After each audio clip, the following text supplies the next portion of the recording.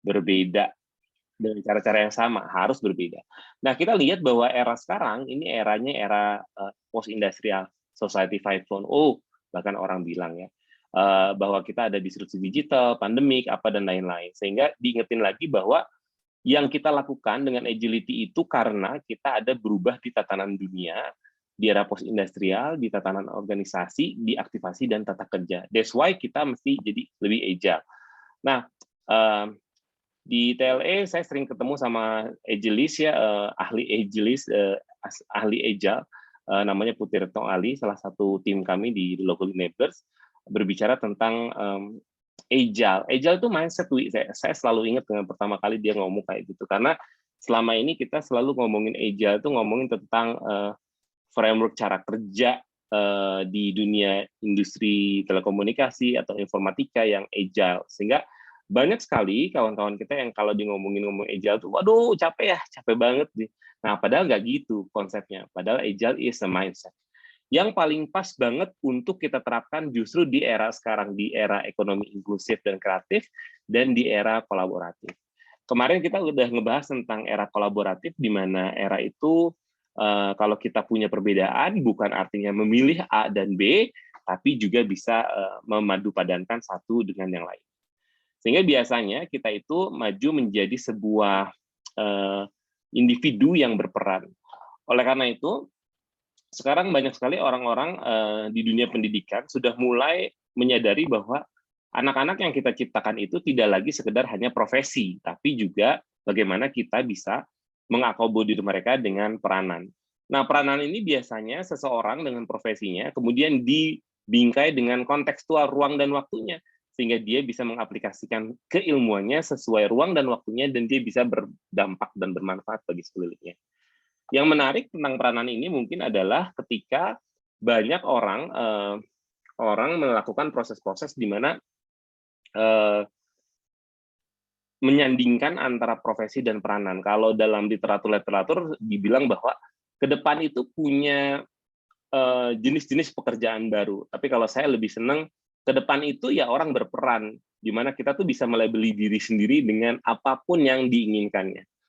Bahkan kalau dulu bilangnya nggak nyambung sama pendidikannya itu artinya salah jurusan dan lain-lain. Tapi justru enggak, karena beberapa hal yang nggak nyambung dengan jurusannya itu memperkaya apa yang akan kita lakukan dalam konteks lingkungannya. Nah, oleh karena itu, agility itu juga erat kaitannya sama orang-orang yang P-shape ya.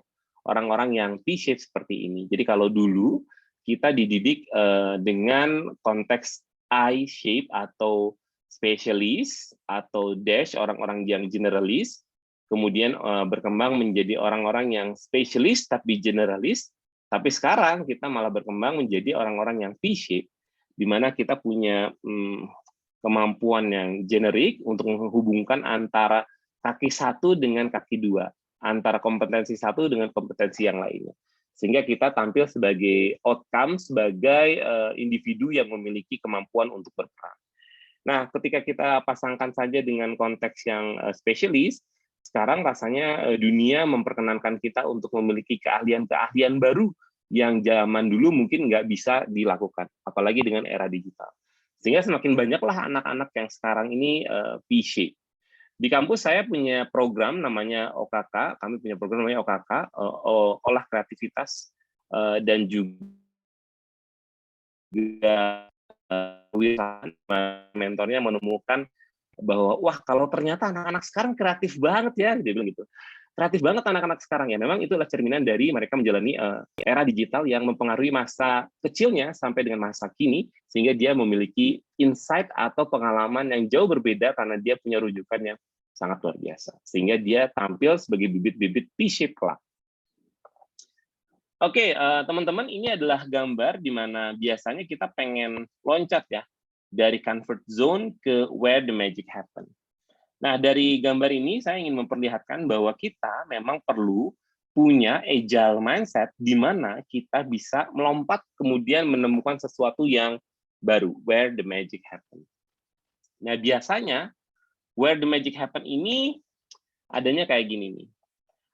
Biasanya bisa dilakukan dengan meloncat, tetapi dengan cara-cara di mana kita bisa melakukan hal-hal yang sudah berhasil sama orang lain, mencontoh atau ATM, amati, tiru, dan modifikasi, tapi nggak komplit kalau cuma ATM. Tetapi juga melakukan proses-proses hal baru, yaitu melakukan kemajuan intensif atau vertikal. Sehingga harapannya, ketika kita melakukan proses-proses intensif atau vertikal yang baru, dan juga melakukan kemajuan-kemajuan yang ekstensif atau horizontal, kita bisa punya hal-hal yang beyond, ya, where the magic happen. Saya akan stop dulu sebentar, kita akan buka dulu sesi tanya-jawab kali, Van. Silakan, Van, ada yang ingin didiskusikan dulu nggak? Silakan, teman-teman. Boleh banget, teman-teman, ada yang mau diskusiin dulu nih dari materi yang tadi. Apalagi tadi kan ngomong nih, agile itu ternyata mindset gitu kan. Wah, itu mungkin tuh jadi apa ya, buka pikiran gitu sih, soalnya biasanya kan ngomonginnya kalau agile tuh dari sistem organisasi ya gitu ya Pak Dwi, cara kerja dan lain-lain itu. Tapi sebenarnya itu mindset gitu kan. Udah lah, ini dari teman-teman, kalau misalnya ada yang mau langsung tanya, langsung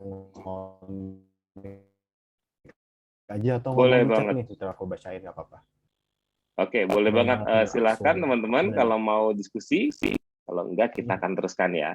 Nah, memang ini banyak pertentangan ketika bilang bahwa agile itu mindset. Ya, memang agile itu mindset karena kebiasaan kita melakukan agile dengan hal-hal yang memang ditekniskan, gitu ya, sehingga kita bisa membuat ini jadi fundamental, menjadi sangat menantang.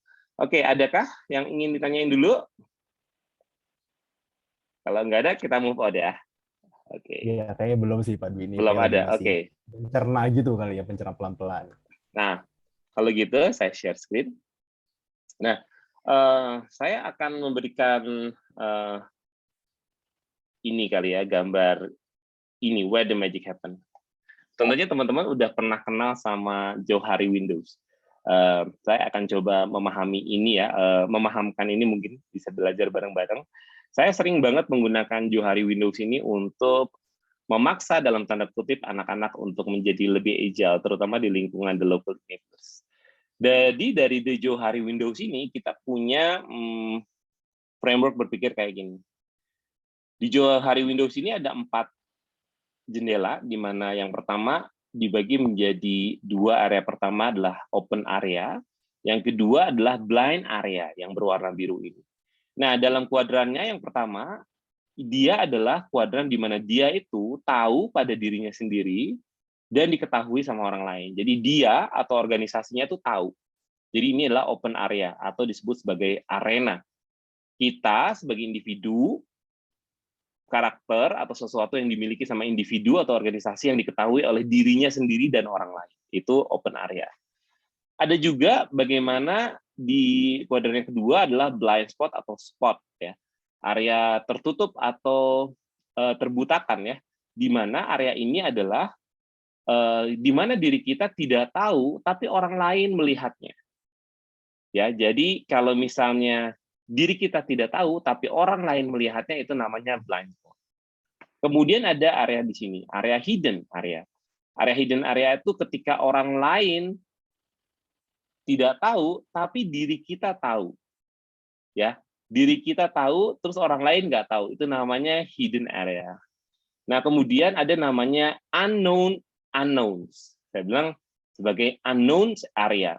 Nah, unknowns area ini ketika kita tidak tahu dan orang lain juga nggak tahu.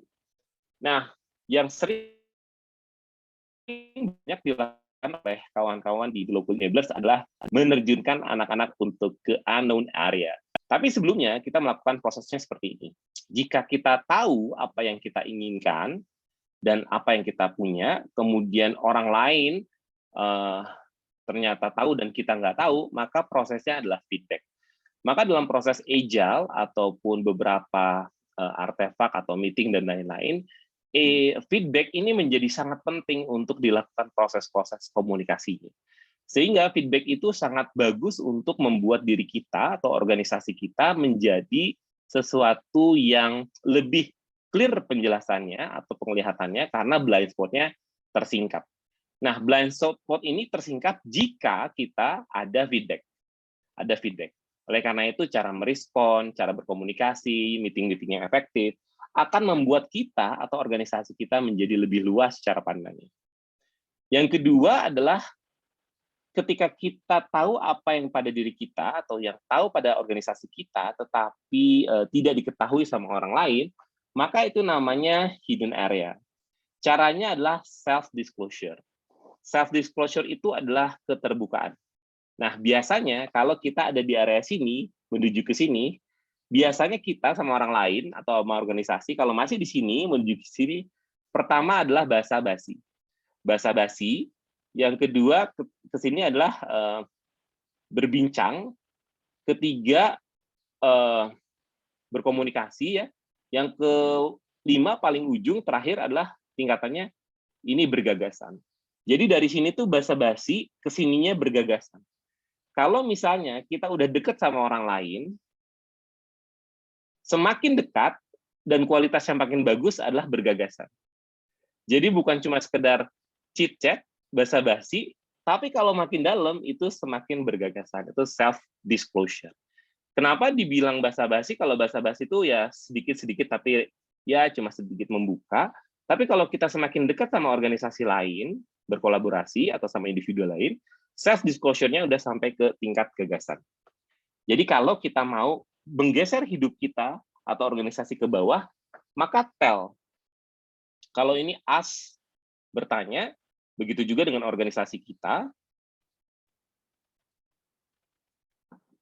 Ada yang masuk, Irfan, sorry. Nah, oke. Nah, kalau yang ke bawah adalah tell. Jadi kita tuh open arena ke hidden area. Nah, ini juga menarik ya, karena ada nih orang-orang yang baru tahapnya basa-basi sama kita. Tapi kalau kita udah punya tingkatan sampai bergagasan bareng, itu menjadi menarik.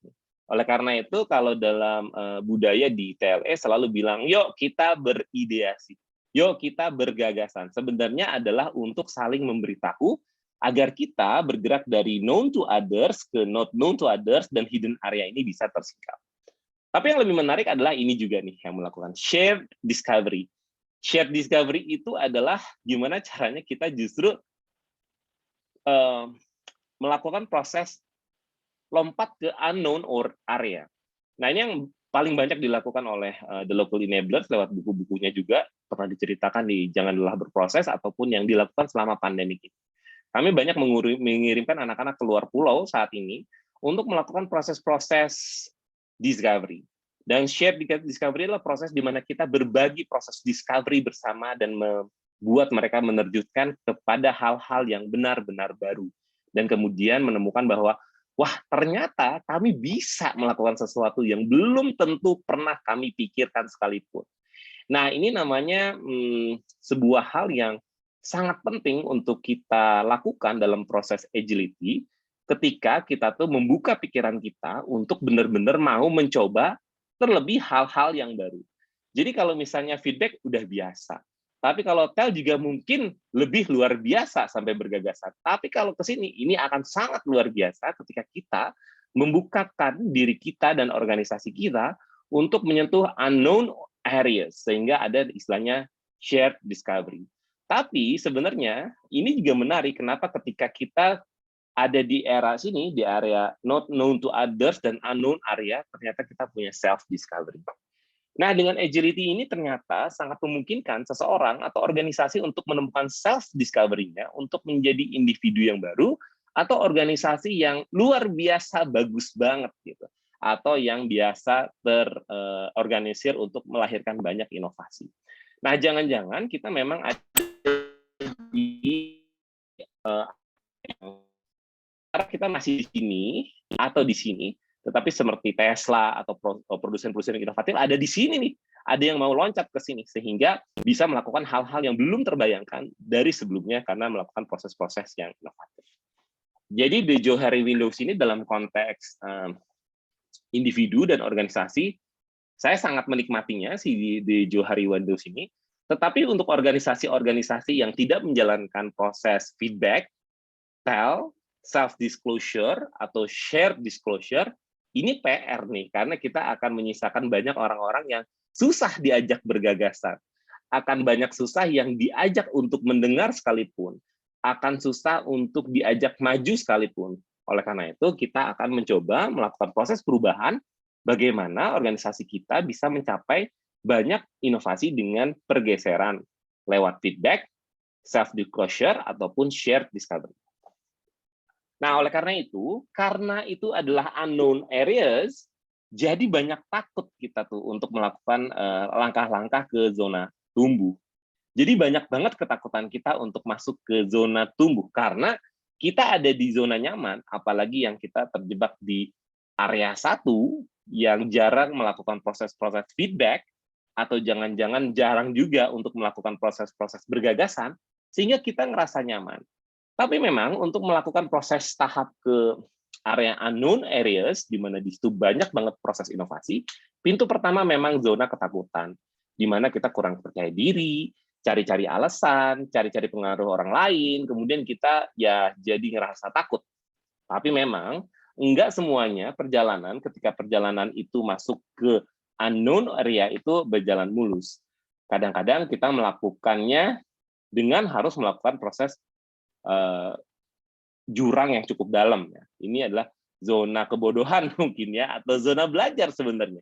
Nah ini disebut sebagai zona belajar. Jadi jangan dibilang zona gagal ya, tapi zona belajar. Memang ada hal-hal yang perlu kita investasikan. Waktu, uang, kerugian, apa dan lain-lain, ini bisa jadi. Tapi karena kita banyak tools manajemen, jadi kalau kita mempergunakan tools yang seperti kami tuliskan dalam buku, sebenarnya tools itu berfungsi juga untuk agar zona belajar ini tidak terlalu dalam resikonya, sehingga kita punya sedikit kesulitan karena frame berpikirnya sudah jelas gitu. Bagaimana apa yang harus dilakukan, tools-toolsnya lengkap di situ, sehingga zona belajar ini bisa lebih cepat dan bisa diakselerasi, tapi enggak melanggar prosesnya, enggak memotong prosesnya. Sehingga nanti di zona belajar ini kita bisa menjadi punya kesempatan untuk mendapatkan hal-hal baru dan menanggapi masalah. Kemudian kita sampai ke zona tumbuh untuk menjalani apa yang kita inginkan atau bahkan yang beyond kita impikan.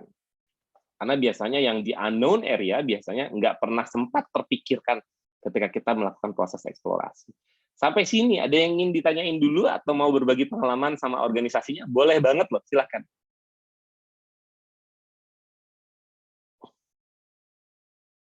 Ini di chat ada yang nanya Pak Dwi nih. Iya, silakan. Assalamualaikum Pak Dwi, dari Kang Habi nih mau nanya. Nggak mau bisa on cam lagi jelek katanya sinyalnya, mungkin jadi takut juga nih on mic, takut ada gitu kali ya. Mau nanya mindset agile. Nah, kalau lawan katanya agile tuh apa sih? Nah, katanya Kang Habi nih bertanya karena ingin tahu nih buat menghindari untuk dihindari agar mindset agile yang dipunyain tuh bisa terjaga gitu. Ya, terima kasih. Gimana nih, Mas Kang? Habib Marju ya. Mindset agile, kalau lawan kata agile itu apa? Jadi kalau lawan agile itu ada di tengah ya. Kalau lebih atas dari agile namanya chaos.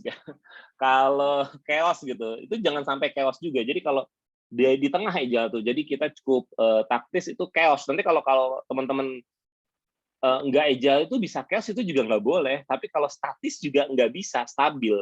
Hanya sekedar stabil, diem itu nggak bisa. Tetapi kalau misalnya kita mau lebih agile, itu juga nggak boleh karena nanti jadi chaos. Nah, ini banyak orang-orang yang cenderung misalnya orang-orang kreatif nih. Orang-orang kreatif lebih di atas agile karena jadi chaos. Kalau orang kritis jadi di bawah agile, jadi stabil, jadi agak susah berakselerasi. Jadi lawannya justru ada dua, yang kurang atau yang lebih. Arsip nanti saya bagikan PDF-nya. Oke, siap. Nanti saya bagikan ya. Terima kasih banyak. Ada lagi? Kita langsung. Ada lagi nih Kang. Gimana? Izin tanya, jika memiliki tim member masih kecil, bagaimana cara memberikan feedback yang membangun, terutama anak milenial sekarang? Nah, terus lanjutannya nih, dan apakah leader bisa mendapatkan feedback seperti tools di atas kah?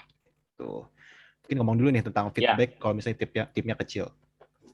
Ya, justru kalau anak-anak milenial saya sangat suka banget ya, karena mereka punya pemahaman kontekstual tentang dirinya dan juga zamannya. Ya. Kalau saya misalnya kelahiran 80-an, agak susah nih memahami anak milenial sekarang, tetapi saya punya prinsip percaya yang muda, karena dia lebih tahu kontekstualnya. Saya akan percaya anak muda dan kemudian menyisipi idealisme dan juga dengan pengalaman serta network saya. Jadi saya akan menunggangi mereka dengan kepercayaan, kemudian juga feedback yang membangun dan memperkaya gagasannya. Jadi kalau anak muda itu diajak ngobrol, feedbacknya jangan sampai mematahkannya. Karena jangan-jangan yang diketahui sama anak muda itu tidak kita ketahui, atau bisa jadi hidden area, kalau enggak blind spot buat kita.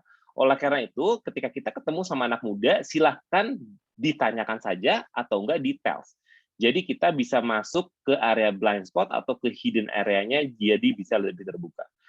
Saran saya kalau bertemu dengan anak-anak muda adalah membangun kepercayaan pada dia dan kemudian memperkayanya dengan pengalaman, network kita, kemudian nilai-nilai dan kematangan diri ya sebenarnya. Karena yang di anak muda itu kadang-kadang suka labil karena nggak punya kematangan, belum punya kematangan istilahnya. Jadi kita bisa saling melengkapi. Tapi kalau misalnya anak muda ini kemudian diberikan waktu untuk bergagasan, kemudian dieksekusi, kemudian salah, biarkan saja mereka berbuat salah, kemudian sesinya adalah sesi retrospektif. Jadi kalau misalnya dalam sesi-sesi Scrum, misalnya kalau teman-teman baca di buku, di situ ada sesinya retrospektif. Nah, banyak sekali sesi-sesi retrospektif yang dijalankan di The Local Enablers melalui framework-nya Scrum. Karena sesi retrospektif itu akan dijalankan setelah misalnya kita kegiatan untuk menjalankan tentang proyeknya, untuk mengevaluasi tentang proyeknya, tapi juga mengevaluasi tentang dirinya. Biasanya kita juga bisa sangat radikal candor. Radikal candor itu terus terang banget bahwa Irfan, kamu tuh kurang kayak gini, kamu harusnya begini, begini gitu. Tetapi tidak diambil secara personal, hanya diambil substansinya saja si perkataan itu. Belajar memisahkan antara substansi dengan personality, jadi beda. Nah, kemudian kita feedbacknya berkelanjutan. Nah, untuk menciptakan tim, kalau menurut saya, boleh bagaimana timnya masih kecil. Tim kecil itu bagus justru. Sekarang itu timnya kecil, jadi nggak usah pengen punya tim yang besar. Itu tuh goals perusahaan besar tuh justru tim yang agile, tim yang tangkas, timnya kecil-kecil gitu. Nah, ada buku namanya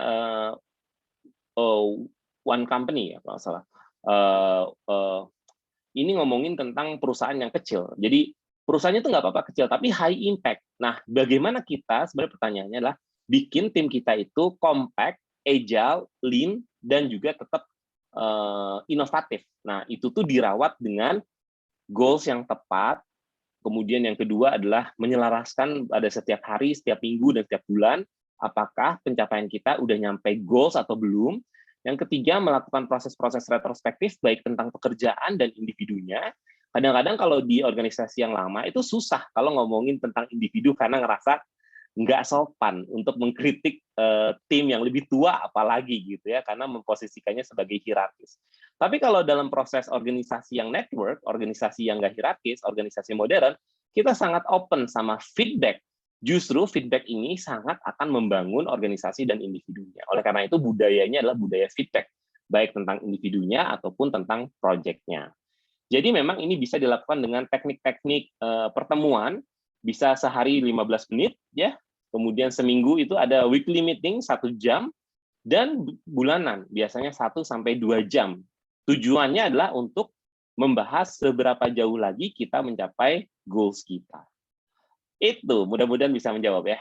Terima kasih banyak. Oke, keren banget nih. Semoga menjawab ya. Mungkin ini ada 2 pertanyaan lagi, Kang. Mau Silakan. ditanya dulu atau ini ada Teknovia nih, resen semangat banget nih. Boleh dari Teknovia dulu deh.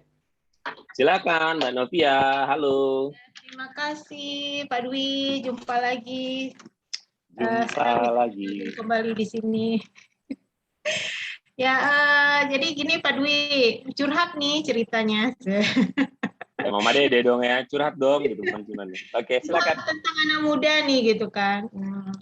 Jadi baru-baru ini ya, di awal tahun 2021 ini, jadi saya ada membimbing satu kelompok mahasiswa ya, yang mulai membentuk startup gitu ya. Jadi ini mungkin ya berhubungan dengan zona-zona ini tadi gitu ya. Ya kita bisa maklumi lah, mahasiswa ini kan masih ada di zona belajar juga gitu ya. Saya sendiri juga sambil terus belajar. Nah, waktu itu mereka ingin mengikuti suatu kompetisi se-Asia tentang startup, dan alhamdulillah mereka bisa mendapatkan grand prize sebesar $5.000. Nah, tentunya kalau harapan kita nih mikirnya, wah ini suatu modal suatu modal yang spesial nih untuk memulai startup gitu ya, karena banyak juga startup yang tidak berhasil, yang juga sulit untuk mencari investasi gitu ya. Nah, tapi setelah ya saya tinggal lah ya, karena saya lanjut studi, jadi saya tinggal. Nah, jadi kemudian setelah saya mengetahui perkembangannya, ternyata ya kata mereka sih, keputusan hasil diskusi mereka, sebagian dari grand prize tadi mereka gunakan untuk rekreasi. Saya bilang oke, itu untuk self reward atas susah payahnya mereka bekerja, jadi mereka gunakan untuk jalan-jalan. Dan sebagian besarnya itu digunakan untuk mereka bagi untuk masing-masing. Jadi istilah menggaji diri masing-masing setelah usaha keras yang sudah mereka jalankan, sehingga tinggallah grand prize-nya itu setengahnya ya. Jadi ya kalau saya sih sayangkan aja, waduh, seharusnya mereka bisa investasi untuk peralatan ataupun untuk yang lain untuk memulai startup mereka gitu ya. Nah, jadi kira-kira nih ya, apakah artinya zona belajar mereka itu masih di zona belajar atau memang sebenarnya sudah tumbuh, namun ya masih juga di ada hal-hal mereka mungkin yang belum paham tentang startup ini, atau seperti apa sih Pak Dwi? Jadi saya bingung ingin menyampaikannya, karena kalau ingin mengkritisi juga ya seperti Pak Dwi bilang, takutnya malah adik-adik ini menjauh gitu ya, merasa udah susah payah gitu ya. Nah, itu gimana Pak Dwi kira-kira? Ya, ini terima kasih Mbak Novia, ini banyak terjadi ya, sehingga para startup pemula terutama di kampus itu jadi hibah hunter. Jadi hibah hunter, bukan entrepreneurial. Jadi dia jago bikin proposal, bukan jago monetisasi. Nah, yang menjadi challenge adalah membuat mereka jago monetize. Nggak apa-apa kalau itu udah terjadi, tapi next nggak boleh nih. Itu sebenarnya pembelajarnya buat kita nih, pembelajarnya sebagai pembimbingnya. Yang menjadi paling pahit itu sebenarnya zona belajar itu buat kitanya, justru bagaimana caranya kita menanamkan goals management. Di buku kami itu ada namanya goals management, OKR, Objective Key Result. Jadi sesungguhnya yang harus kita lakukan adalah statement definition of success dari sebuah tim. Definition of success, saya paham banget karena saya juga bergelut di dunia kampus. Dunia kampus itu agak sedikit salah nih parameternya, karena yang menjadi ukuran keberhasilannya itu adalah juara 1, 2, dan 3, bukan tentang berjalannya outcome sebuah bisnis. Oleh karena itu, sangat disarankan untuk membuat outcome based businesses ya. Jadi ukuran keberhasilannya itu dilakukan dengan menyatakan definition of happiness-nya, definition of success-nya melalui OKR, Objective Key Result. Pertama adalah objektifnya. Sebuah usaha akan berjalan itu jika memenuhi 3 kriteria objektif kalau menurut saya ya. Pertama adalah desirability yang kemarin kita bahas dalam sesi pertemuan.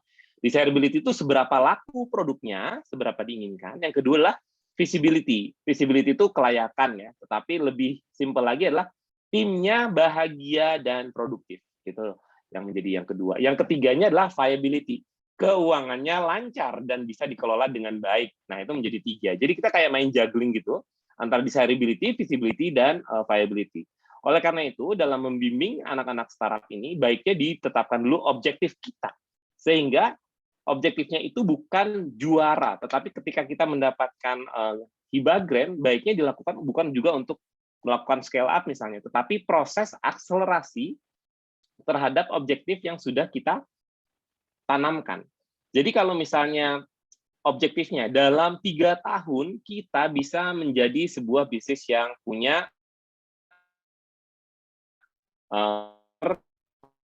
timnya gini, keuangannya gini gitu ya. Kemudian dapat grant nih. Nah, dapat grant itu diarahkan untuk mengakselerasi dari 3 tahun jadi 2 tahun gitu. Jadi itu yang menjadi harusnya menjadi mindset kita, bahwa ketika kita mendapatkan grant itu tuh adalah dampak dari usaha keseriusan kita. Tapi memang ini lazim banget terjadi ketika grant itu jadi goals gitu. Ini tuh gemes juga sih saya juga. Tetapi ini jangan dibiasakan, terutama juga buat kita yang teman-teman yang berperan sebagai dosen atau pembimbing. Saran saya nanti kalau dosen sama pembimbing, sandingkan sama mentor-mentor profesional ya. Jadi kalau kita punya SK dari kampus sebagai dosen pembimbing, sandingkan, carikan kawan-kawan kita mentor yang benar-benar pebisnis. Nah, secara akademik kita tuh memang mumpuni, tetapi secara bisnis kita agak kesulitan nanti. sehingga kita memperkenalkannya dengan para mentor. Kalau pengalaman saya dan di local enabler adalah ketika ada sebuah startup itu dibimbing, maka dia akan diperkenalkan terhadap mentor-mentor lain sehingga mindset bisnisnya berjalan. Sehingga nanti dalam penggunaan hibah itu mereka juga bisa berkonsultasi gimana nih gitu ya. Kalau kita kan baik ya, silahkan digunakan saja buat self reward, baik banget gitu ya Mbak Novia ya. Tapi kalau mentor biasanya agak galak. Ya nggak gitu konsepnya gitu. Nanti akan, karena kita punya kekuatan bargaining position yang lebih baik sebagai mentor gitu. Begitu Mbak Novia, terima kasih banyak. Ya, makasih kembali Pak Dwi atas pencerahannya. Ya, memang kalau kalau saya dulu mahasiswa merasa bahwa materi kewirausahaan atau entrepreneurship di bangku kuliah itu kayak konvensional gitu ya. Jadi saya sendiri mengubah mindset saya karena ikut training entrepreneurship di luar kampus jadinya. Sepakat. Terima kasih. Mudah-mudahan bisa lebih baik. Makasih Pak Dwi. Ya, Irfan, silakan. Waduh, keren banget ya. Nih emang mungkin aku juga bisa mentang lomba jadi kayak gitu sih. Kepikirannya self reward dulu mungkin ya. Aduh, bener sih. Mungkin lanjut dulu nih. Ada dari Kang Firman sama Kang Yusuf. Jadi Kang Firman dulu deh. Dari Daresen duluan. Silakan Kang Firman, boleh bertanya. Mas Firman, silakan. Halo Pak Dwi, makasih. Halo, di mana nih? Saya di Maluku Utara, Pak. Wah, Maluku Utara seru banget kemarin ya. Anak-anak pada ke Maluku Utara juga nih, anak-anak. Silakan. Morotai. Iya, ya, Pak Dwi, ini kita kan lagi sebenarnya kan kalau diurutkan bisa dibilang bahwa kita di Maluku Utara ini justru di masa pandemi ini baru mendapatkan banyak informasi ya, karena dengan mudahnya kita mengakses internet, akhirnya kita mendapatkan banyak referensi. Dan karena itu ada beberapa pendekatan yang diajarkan atau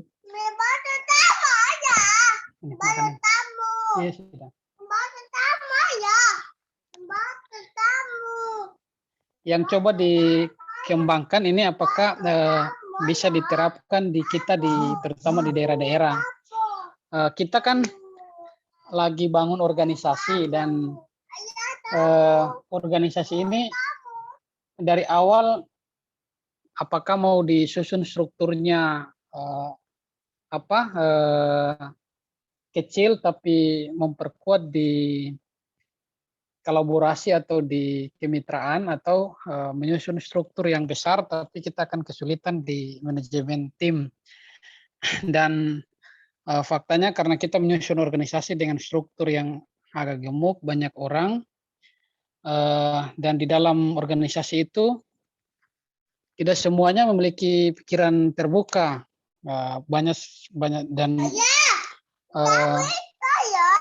apakah Iya, ini dulu. Maaf ya Pak. Nggak apa-apa, tentu silakan. Iya, jadi pertanyaan saya, apakah mindset Agile ini dan design thinking yang sebelumnya disampaikan itu bisa diterapkan dalam satu tim atau satu kelompok organisasi yang gemuk dan di dalamnya hampir mayoritas tidak berpikiran terbuka atau maksudnya bahwa agak sulit menerapkan ini karena beberapa pendekatan dalam design thinking dan agile ini kan pendekatan kolaborasi pikiran, pendekatan bagaimana masing-masing pihak bisa mengemukakan ide dan dan lain sebagainya. Tetapi bagaimana jika situasinya justru struktur yang gemuk ini pikiran-pikirannya tidak sama antara misalkan perbedaannya antara langit dan bumi seperti itu sehingga agak sulit menerapkan itu. Belum lagi kita keluar dari urusan internal selesai sehingga kita berkolaborasi misalkan dengan pihak luar. Yang di dalam internal pun kita agak masih kesulitan memanage, apalagi berkolaborasi dengan pihak luar untuk mencari insight-insight baru misalkan. Seperti itu Pak. Mohon maaf. Ya, okay. Ya, terima kasih banyak Mas Firman. Ya, jadi menarik sih pernyataannya. Jadi memang ini salah satu hal yang juga dibahas tentang ambidextrous organization. Di buku kita bahas juga ambidextrous organization. Ya. Kalau misalnya organisasinya besar, birokratis, administratif, kemudian juga bertentangan antara satu sama lainnya karena punya perbedaan ide, maka biasanya kita tuh bikin agile bukan dengan mengecilkan organisasinya, bukan, tetapi timnya yang dikecilin, tim-timnya. Jadi ada tim A, tim B, tim C, tim D ya. Tetapi bukan lagi kayak seperti biasanya kalau organisasi itu kan kesekretariatan, keuangan, marketing, sales gitu kan satu-satu gitu kan silo ya satu. Tetapi yang harus kita lakukan adalah membuatnya menjadi lebih lean dengan membuat squad namanya squad. Jadi satu tim untuk produk A, satu tim untuk produk B, satu tim untuk produk C dan lain-lain itu terdiri dari satu marketing, satu sales, satu produk, satu ini gitu ya. Atau terdiri dari beberapa itu. Jadi bukan bekerja per sekretariatan, per ini gitu, bukan, tetapi dibuat sebuah squad yang terdiri dari berbagai macam unsur dalam organisasi. Jadi organisasinya tetap gitu ya, hierarkis gitu, tetapi perjalanannya itu adalah kita punya berapa program nih.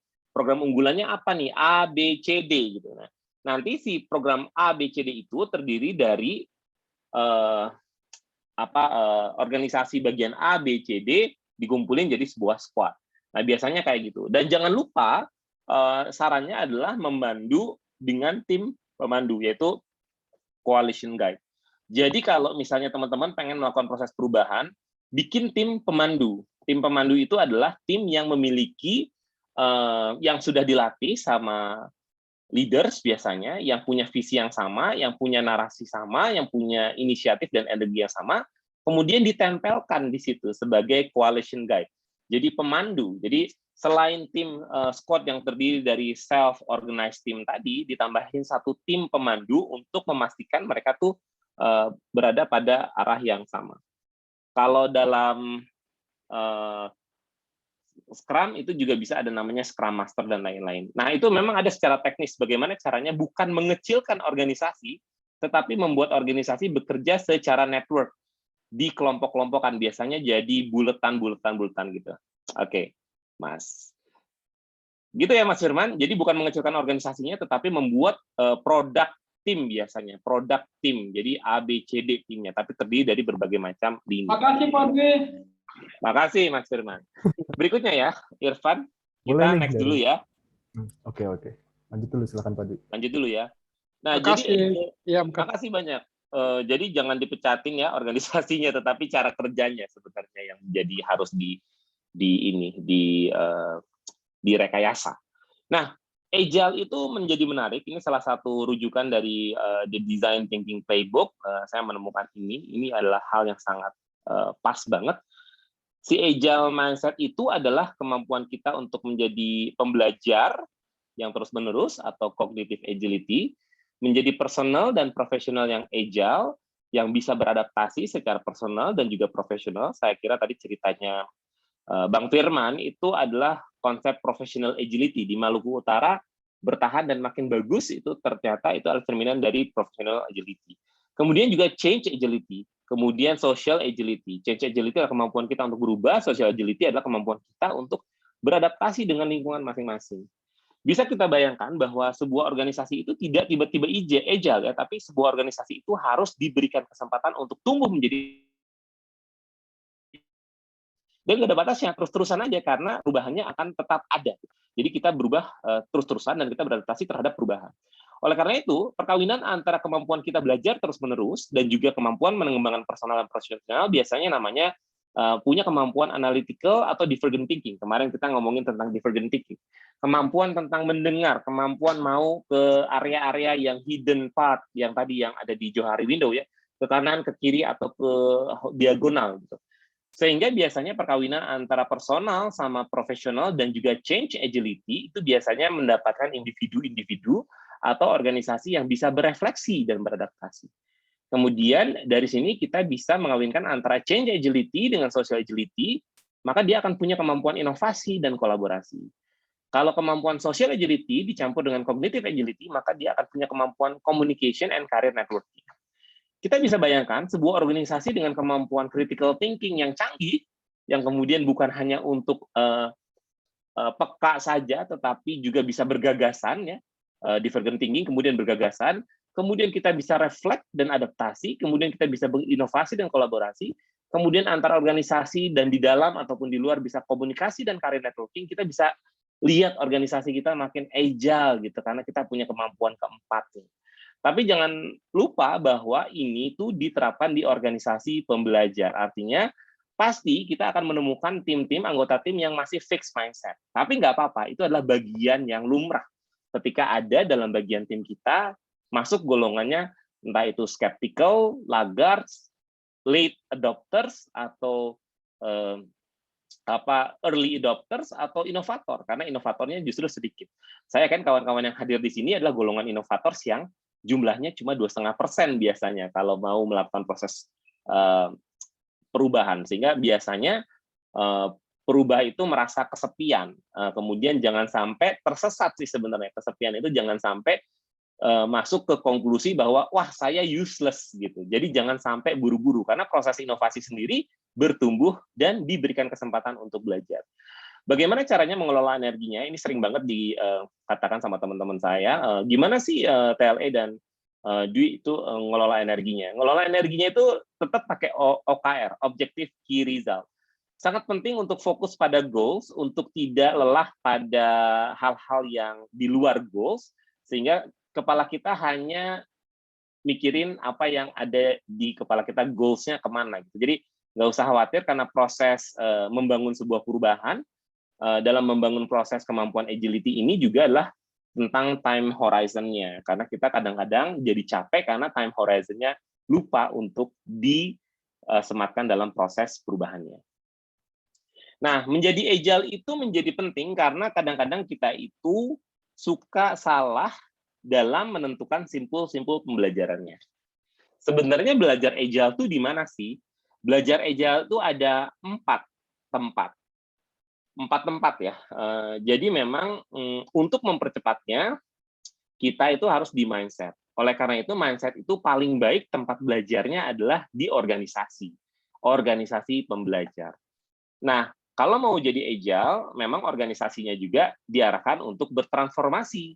Oleh karena itu, transformasi digital itu sebenarnya orientasinya itu pada perubahan perilaku orang yang lebih baik. Jadi salah ya kalau misalnya kita perilakunya tetap tapi pakai digital gitu. Jadi nggak bertransformasi. Jadi kalau organisasinya bertransformasi jadi organisasi pembelajar, di mana kita selalu memperbaiki, bisa geser ke kanan tadi di Johari Widow atau yang di Johari Widow-nya yang ke bawah atau yang ke diagonal, adalah mengetahui hal-hal baru. Dan ini dibiasakan. Biasanya proses transformasinya kalau organisasi besar itu 3-4 tahun ya. Cukup lama, tetapi perlu dimulai dan itu bisa diukur proses transformasinya. Tapi sebenarnya kalau teman-teman yang punya kondisi temannya masih kecil tadi, menurut saya nggak usah khawatir dengan organisasi kecil. Justru keunggulan di mana orang-orang pengen menjadi kecil sekarang dan kita bisa masuk ke dalam ekosistemnya. Nah, yang kedua adalah perubahan struktur dan budaya. Tadi yang dibilang sama Mas Firman itu ngomongin tentang nilai dan prinsipnya sebenarnya melalui organisasi. Nah, organisasinya nggak bisa hierarki, tetapi kalau misalnya, Pak, nggak bisa kalau dijadiin network karena ADART-nya gini, karena peraturan pemerintahnya begini, karena SK-nya begini. Nah, itu hanya dalam lembaran kerja hierarkis, tapi yang perlu kita buat adalah bagaimana dalam praktek melakukannya. Maka organisasi yang hierarkis, prakteknya juga harus dibuat struktur dan budayanya yang lebih agile, yaitu dengan melakukan proses-proses self-organized team tadi, atau self-managing team namanya, di mana satu kelompok itu terdiri dari berbagai macam keahlian atau diambil dari berbagai macam lini, ya, atau fungsional misalnya, dan lain-lain. Nah, menggeser perubahan struktur dan budaya menjadi sangat bagus juga karena ini akan mempercepat penumbuhan nilai-nilai prinsip. Dan terakhir adalah yang keempat, yang pertama adalah organisasi pembelajaran, Yang kedua dan ketiga adalah struktur dan budayanya. Dan yang keempat adalah teknisnya. Teman-teman, di buku itu adalah gudangnya ya. Menurut saya buku yang diterbitkan oleh kami itu adalah rangkuman sebenarnya, rangkuman tools and process ya, di mana kita bisa melakukannya secara teknis. Jadi ini akan memperkaya dan memperkuat proses-prosesnya. Nah, nanti ada pertanyaan misalnya, dimulainya dari mana? Dimulainya bareng-bareng. Tapi kalau misalnya kita memiliki leader yang memang ngerti tentang agile, itu akan sangat cepat. Karena agile comes from the top biasanya kalau pemimpinnya paham. Tapi kalau enggak, kalau misalnya organisasinya agak susah, teman-teman, silakan mulai saja dari tools and process. Mindset-nya dari diri kita dan lingkungan terkecil kita. Sehingga nanti itu akan berpengaruh pada lingkungan kita. Oke ya, ini organisasi pembelajar sampai tools dan proses. Kita buka dulu, tanya jawabnya Irfan. Oke, boleh banget sih. Mungkin langsung nih ke Pak Yusuf Ricky Karel. Dari tadi udah angkat tangan, mungkin pegel Hai sekarang Kang ya. Ricky, Boleh. silakan. Halo, Assalamualaikum Kang Dwi. Waalaikumsalam Makasih, warahmatullahi wabarakatuh. Kang Irfan, waktunya. Ketemu lagi Kang. Ya, menarik sekali sih Kang bahasan tadi dari awal sampai akhir. Seolah-olah jadi refleksi sih sebetulnya. Saya kebetulan juga ini ada kaki saya ada di 2 organisasi Kang. Satu yang memang dengan mudah kita bisa arahkan untuk menjadi agile karena diisi dengan banyak anak muda. Satu lagi yang di institusi yang memang penuh dengan birokrasi Kang. Di mana inovasi itu nggak boleh hadir dari bawah. Apalagi inisiatif-inisiatif yang sifatnya dalam tanda kutip nih mengganggu lah, mengganggu keteraturan yang ada menurut para pemimpin di atas. Ini yang terakhir yang kita alami Kang, mungkin ada benturan Kang istilahnya. Kita ada benturan ya di dalam itu. Jadi ketika inisiatif untuk menghadirkan inovasi itu hadir, ya langsung ditolak mentah-mentah dan malah kita ditanya POC ya, kurang lebih ya, proof of concept. Sudah coba diajukan beberapa contoh sebenarnya apa yang sudah Kang Dwi bangun ya di beberapa organisasi yang sifatnya lebih birokratif juga sama-sama di kementerian, tetapi buat beberapa pemimpin itu belum bisa diterima. Jadi justru saya jadi bingung begitu ditanya POC proof of concept terus saya kasih contoh dibalikin lagi ke mereka masih belum bisa terima. Lalu saya bingung proof of concept seperti apa yang diminta sama mereka gitu. Ini kadang-kadang kita juga ditunjuk sebagai agen perubahan gitu ya Kang, walaupun kita ada di luar, sifatnya membantu agen perubahan yang ada di dalam. Tapi metodologinya tetap mereka inginnya kita itu yes bos. Gimana tuh Kang menghadapi kondisi seperti ini? Curhat nih, 70% curhat. Dong ya. Oke. Menarik, terima kasih banyak Kang Ricky. Jadi kalau misalnya organisasi yang yes bos, pastikan bahwa pendapat itu muncul dari bosnya. Bagaimana kita menginfluence. Jadi caranya adalah berkomunikasi, mengusulkannya itu bukan dari kita. Jadi seolah-olah dari bosnya. Jadi menurut saya itu adalah teknik berkomunikasi ya. Salah satu tips untuk para agent of change adalah menguasai cara merespon dan cara melakukan proses-proses, melakukan usulan dan gagasan. Memang seringkali di organisasi besar, bos itu nggak bisa menghilangkan hierarki dan juga superiornya. Oleh karena itu, karena kita tuh fokusnya sama goals, bukan fokus pada siapa yang berpendapat apa, atau siapa yang melakukan gagasan-gagasan itu, maka kita harus fokus sama goals. Maka nanti kita caranya adalah mengkomunikasikan. Jadi ada tips and trick ini teman-teman komunikasi mungkin atau psikologi lebih ngerti. Mudah-mudahan di sini ada ini nih. Ada Mas Heri nih, nanti ngobrol dengan Mas Heri.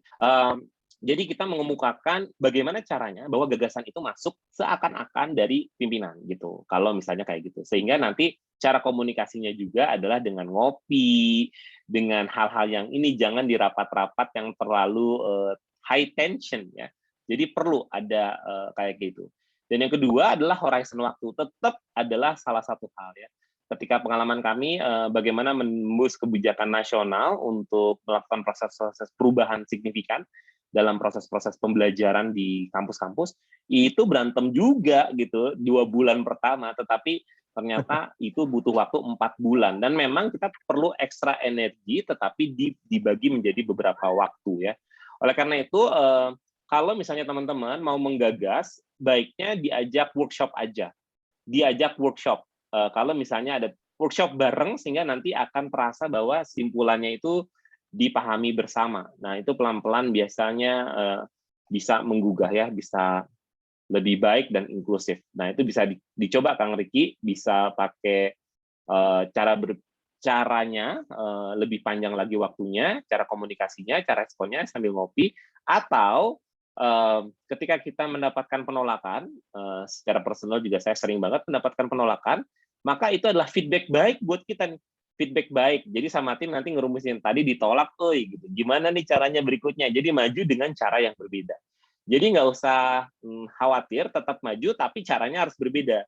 Harus setelah ditolak itu biasanya di retrospektif sama tim. Caranya gimana ya guys, biar lebih bagus.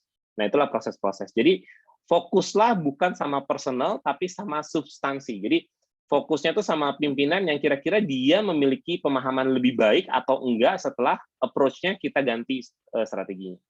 Nah, memang cukup panjang perjalanannya, dan nggak apa-apa, dan itulah proses dari sebuah perubahan. Kang Riki, mudah-mudahan tetap semangat ya.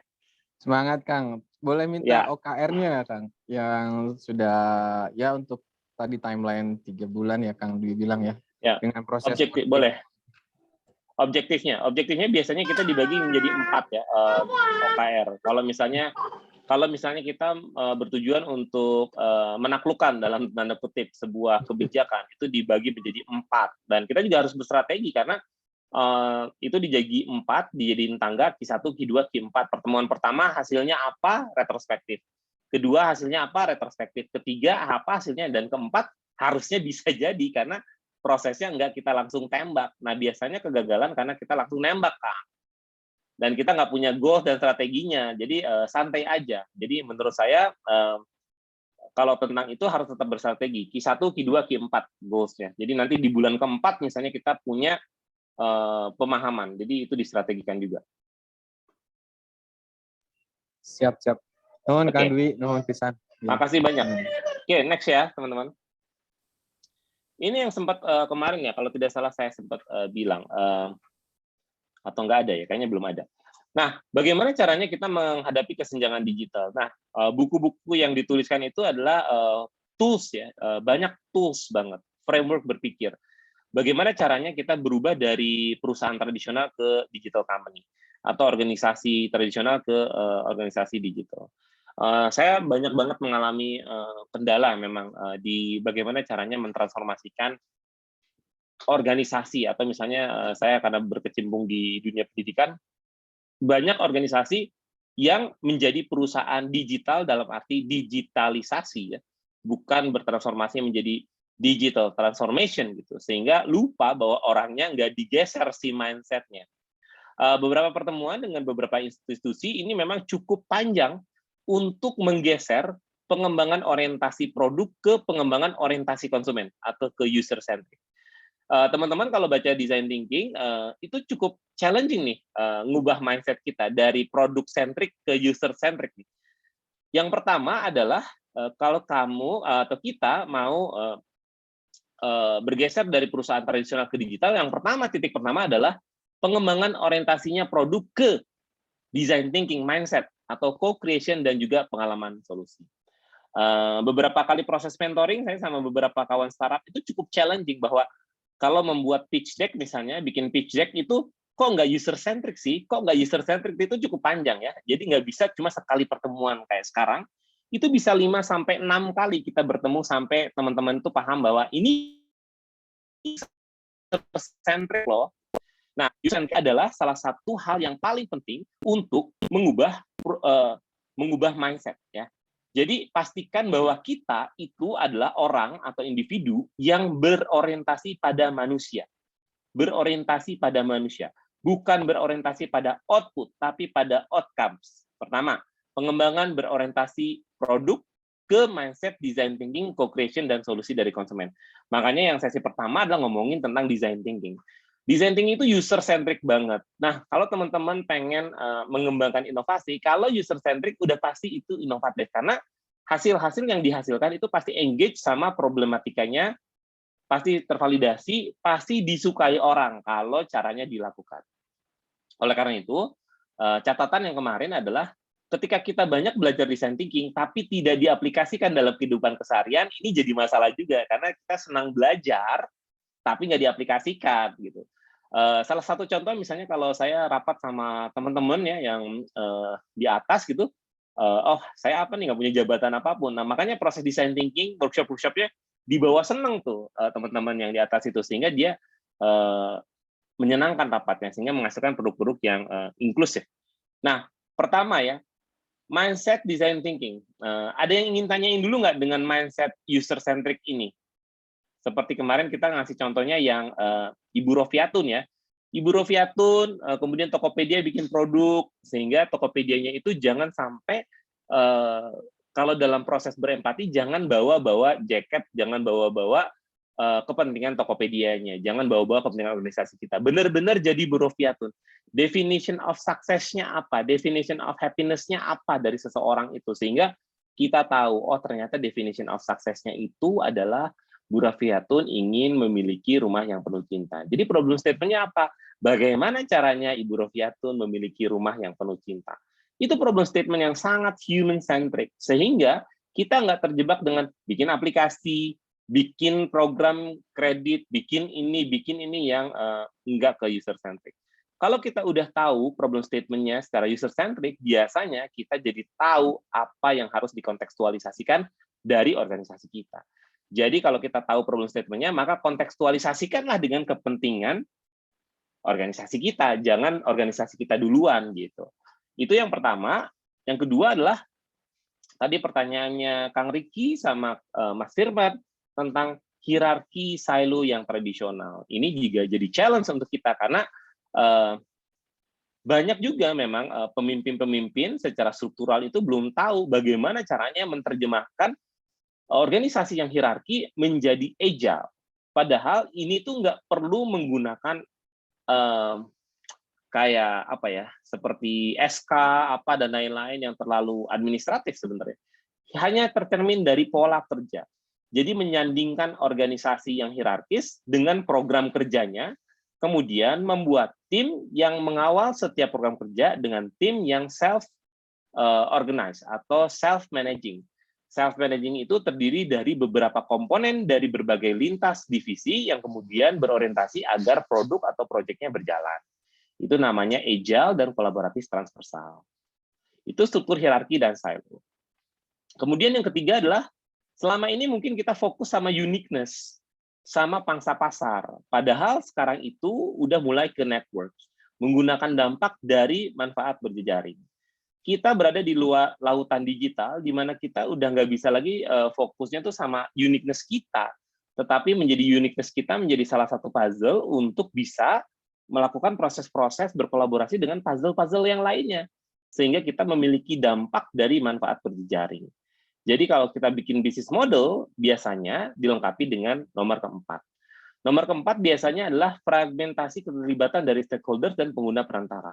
Nah, kalau kita sekarang nggak cukup membangun bisnis model, maka yang harus kita lakukan justru merancang ekosistem bisnis dan aliran nilainya. Sehingga yang kita lakukan itu bukan sekedar, wah perusahaan saya bagus, organisasi saya unggul.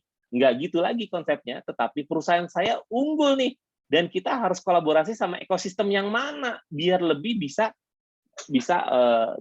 melesat gitu ya. Contohnya, seperti hal-hal di mana kita melakukan proses bikin aplikasi, server sendiri, kemudian launching sendiri gitu. Nah, padahal di dunia sana sudah ada yang namanya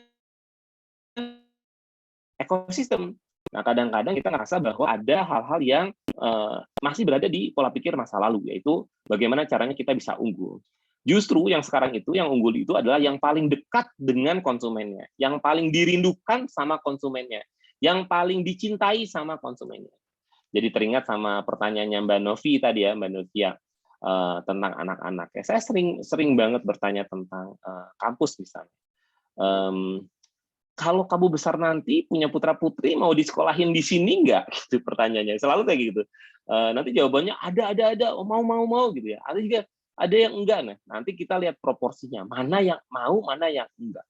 Kalau yang enggak berarti dia tuh ngerasa bahwa wah pendidikan saya tuh nggak cocok nih, ini apa nggak bagus nih di sini. Jadi jangan sampai putra-putri saya disekolahin lagi di sini misalnya. Sehingga menjadi penting sekali untuk meyakinkan bahwa konsumen kita itu engage dan suka sama produk kita. Maka itu yang menjadi goals-nya. Beda banget sama goals pada perusahaan-perusahaan tradisional, di mana goals perusahaan tradisional itu mengungkapkan bahwa saya ingin jadi nomor satu. Tapi kalau yang user-centric itu ditanya, iya unit nomor satu itu karena apa? Karena dia paling dicintai sama konsumennya. Dia paling dirindukan sama konsumennya, sehingga dia jadi nomor satu. Sehingga kita sangat user-centric. Yang paling apa di mata konsumen. Dan terakhir, kalau dulu kita ngomongin rantai pasok dari hulu ke hilir, sekarang itu ngomongin tentang bagaimana kita berinteraksi stakeholder tanpa perantara dan menggunakan interaksi ini untuk melakukan banyak proses inovasi. Jadi pastikan organisasi itu tumbuh sedikit demi sedikit. Maka perlu nih pelatihan-pelatihan, kawan-kawan mulai mendekati simpul-simpul bahwa orientasinya produk apa manusia, cara kerjanya agile atau silo, apakah kita fokus sama uniqueness atau networking, apakah kita juga merancang ekosistem bisnisnya atau tidak, apakah kita melakukan proses interaksi dengan ekosistem kita nggak dalam kesehariannya. Silakan kita buka tanya jawab dulu ya. Oke, apa tuh ya, ngomongin human centered design juga tadi itu kan, ngomongin human centric. Terus mulai nih langsung dari Mbak Hizro, Kak Hizro, silahkan. Silakan. Terima kasih Kang Irfan untuk kesempatannya. Begini Kang Indra, mengenai pekan lalu yang Bureau Viaton itu, kan saya coba share ke teman-teman saya gitu di tim saya. Terus akhirnya, oh iya baru paham, baru nggak gitu. Jadi makasih banget gitu. Nah terus akhirnya kita breakdown ulang tuh mindset kita dari awal. Nah terus kita coba empati dan dengerin ya apa ya sampel customer kita gitu Kang.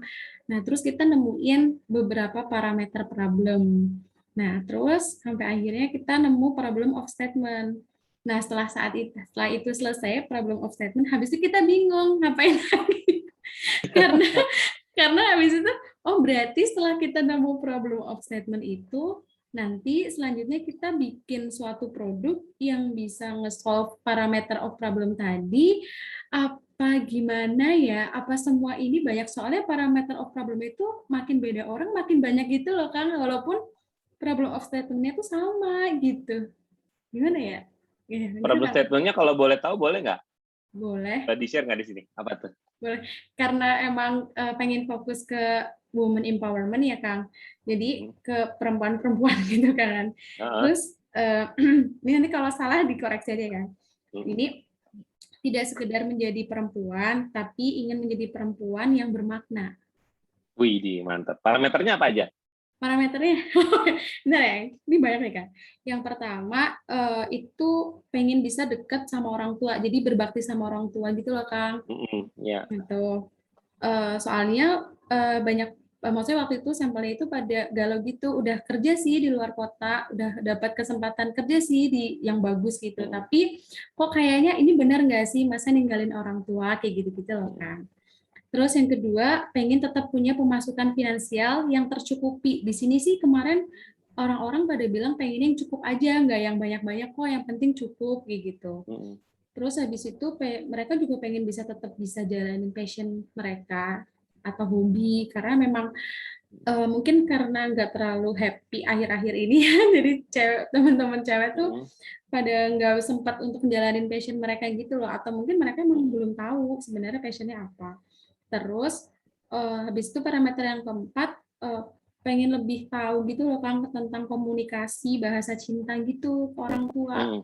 Jadi kondisi anak orang tua gitu, sama coping mereka ketika berinteraksi sama orang tua. Terus habis itu pengen punya pertemanan yang suportif, karena ketika konsekuensinya mereka pulang kampung, teman-temannya banyak yang udah pada kerja di luar kota, jadi pas balik kampung emang sih niatnya mau sama orang tua atau nemenin orang tua gitu, tapi kehilangan circle pertemanan gitu Kang, kalaupun ada kurang suportif itu, beda sama lingkungan di kampus. Yang terakhir galau jodoh, Kang. Wah, Iya, kayak ya. persiapan sebagai calon istri gitu, Kang, katanya. Ya udah gitu sih, Kang. Oh. Nah, menarik sih sebenarnya itu menjadi temuan-temuan yang bagus banget gitu ya. Sekarang tinggal dijawab satu persatu tuh. Pakai program apa yang 1 sampai ke 4 sampai ke 5 itu dijawab. Pain jadi pain reliever, gain jadi gain creator. Dijawab, kemudian dibikin program, dibungkus. Namain programnya apa. Dan gitu aja, gitu dulu. Dibungkus. Jadi pain jadi pain reliever, gain jadi gain creator, dibungkus, namain programnya yang harus punya kriteria tadi. Tapi dibungkusnya berupa kriteria ya.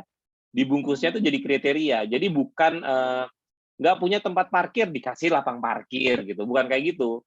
Tapi dibungkus jadi fitur-fitur yang menggerakkan. Misalnya kalau tadi nggak punya teman gitu ya, nggak punya teman tuh pengennya gimana? Ngumpul-ngumpul gitu. Jadi ngumpul-ngumpul bareng atau ngebaso bareng kopi. Nah itu namanya kriteria. Jadi nanti kriteria 1, 2, 3, 4 dibungkus jadi sebuah program yang memiliki parameter program yang baru. Jadi bungkus dulu, itu naikin dulu, pain naikin ke atas jadi pain deliver berupa kriteria, gain naikin jadi gain creator jadi kriteria. Maka kita akan punya kriteria baru jadi sebuah program. Nah ini memang perlu diiterasi, jadi nggak mungkin kita tuh langsung dapat, tetapi silakan langsung iterasi, nanti tanyain lagi, benerin lagi, tanyain lagi, benerin lagi. Kira-kira 3-4 kali ya. 3-4 kali, wow. Ya, Oke. ya di iterasinya 3-4 kali biasanya langsung menemukan aha. Oke, berarti Nah, tapi kayak confirm ulang gitu, Kang.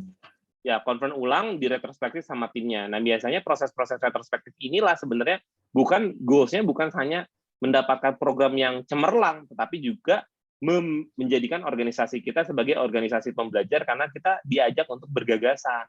Nah, nanti itu kalau di Johari Windows itu akan jadi ke kanan atau ke bawah. Jadi lebih eksploratif lagi. Kenapa harus 4-3 kali? Ya memang begitu prosesnya, tetapi batasi sama waktu ya. 4-3 kali itu dalam waktu sebulan kita menemukan program baru nih gitu. Dikasih waktu timeline-nya, tetapi dalam 1 bulan itu melakukan 4 kali iterasi. Oh iya, berarti Sangat ke mungkin. customer yang kemarin kita tanya ini tuh ya, Kang? Ya, dibikin prototipe-nya.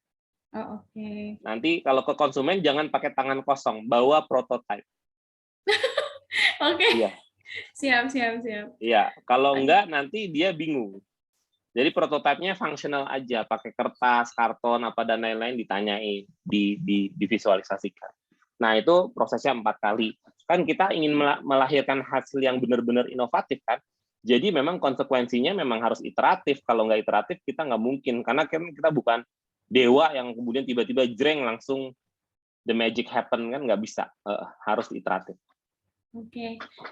Siap, Kang. Kemarin kita ambil sampelnya 5 orang. Itu kurang nggak sih, Kang? Nggak apa-apa. Dicobain aja dulu. Pokoknya kita mendapatkan insight. Oke, makasih ya, Kang. Oke, terima kasih. Kita lanjutkan dulu ya, teman-teman. Nah, ini yang menjadi agile itu adalah pergeseran sebenarnya. Kayak tadi kan, kayak Mbak Hizroh kan, tanyanya berapa kali gitu ya, sampai dapat aha, tapi dalam kurun waktu sebulan. Tapi memang dibatasi sama waktu gitu, karena kita harus cepat mendapatkan kesalahan, kemudian mendapatkan insight. Kesalahan dapat insight, benerin gitu dan lain-lain. Nah, ini menjadi penting. Contoh dari Mbak Hizroh tadi adalah tentang bagaimana menjadi wanita seutuhnya ya. Kemudian itu geser tuh.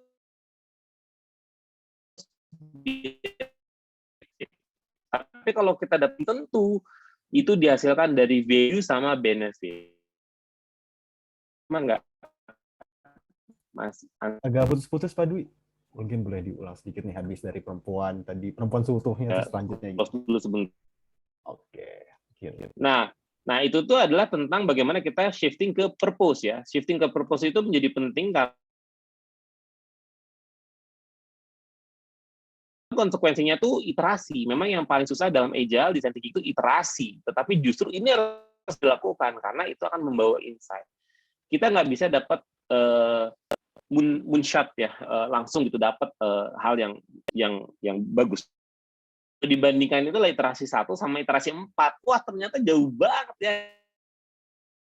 Organisasi hierarki jadi networking, kemudian cara tapi empowering. Artinya kalau mengelola tim itu empowering seperti bergagasan, kemudian memberikan mereka untuk tetap mengembangkan, sehingga biasanya para founder atau leaders ini juga karena pikir mimpinya nggak sama nih timnya. Justru kita tuh melakukan proses empowering. Maka sering banget saya bilang bahwa kawan-kawan timnya buat belajar tanpa tools, tanpa sistem, pakai ya Scrum-nya, pakai ya design thinking-nya, saya bilang pakai ya, bukan belajar. Sehingga itu adalah proses-proses gimana caranya kita empowering. Jadi di buku yang pertama, design thinking, agile, sama activation, itulah kaya dengan tools-tools empowering. Nah, kemudian planning dan experimentation. Tadi pertanyaannya kayak Kang Riki tadi katakan ya, bahwa sekarang itu nggak bisa tuh merujuk ke masa lalu, nggak bisa. Maka kalau mau proven, Kang Riki, tadi jadi ingat, cetak aja jurnal-jurnal terkini, ya itu tuh nggak apa-apa kok, cetak aja jurnal-jurnal terkini, HBR review gitu dan lain-lain, itu dicetak aja kemudian, atau Pak, saya punya buku bagus nih, gitu. Dikasih aja boleh, tapi bukan artinya kita berniat untuk menyindir ya, tapi justru ini provennya banyak, udah kejadian. Nah, oleh karena itu, organisasi kita juga diarahkan untuk punya proses eksperimentasi dan transparansi. Nah, menarik nih transparansi ada di OKR, Objective Key Result. Ya, jadi teman-teman di era WFH sekarang, pandemik dan lain-lain itu justru menjadi penting untuk melakukan proses kerjaan yang transparansi. Transparansi terhadap goals-nya ya, terhadap inisiatif-inisiatif. Tetapi bagaimana caranya kita meng-align atau menyelaraskan inisiatif dengan goals si perusahaannya atau goals organisasinya. Maka proses-proses alignment itu bisa berlangsung setiap minggu, 2 mingguan, 3 mingguan, atau 1 bulanan, 3 bulanan, sampai 6 bulanan, sampai dengan 1 tahun. Itu kenapa organisasinya bersifat agile, karena dia bisa melakukan proses alignment setiap periode tertentu. Misalnya 1 bulanan, wah kayaknya inisiatifnya kurang nyambung nih, kita ganti inisiatifnya gitu. Atau bisa lebih agile lagi kalau si inisiatifnya itu bisa dikoreksi per minggunya. Oh kita udah melakukan ini, tapi kayaknya nggak bisa bagus nih. Minggu ini nggak bisa bagus, minggu ini nggak bisa bagus. Transparansi melakukan proses. Jadi kenapa kalau organisasi yang nggak agile biasanya dia rendah banget si agility-nya? Kenapa? Karena dia melakukan proses monef-nya itu per 6 bulan, kalau nggak 1 tahun sekali. Jadi baru bisa berubah setelah 1 tahun.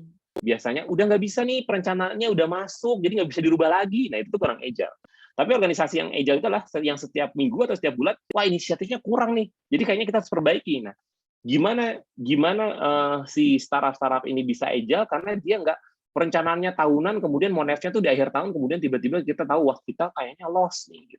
Nah, itu nggak gitu. Tapi justru dalam proses-proses yang berkala setiap minggu, bulan, ataupun quarter ya.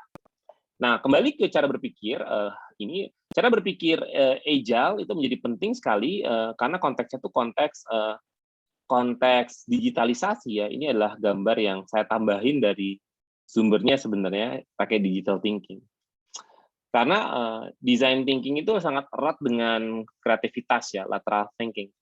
Nah, ini banyak sekali terjadi di organisasi ketika kita menemukan kawan-kawan yang lebih senior atau lebih muda justru, tapi terjebak sama traditional thinking.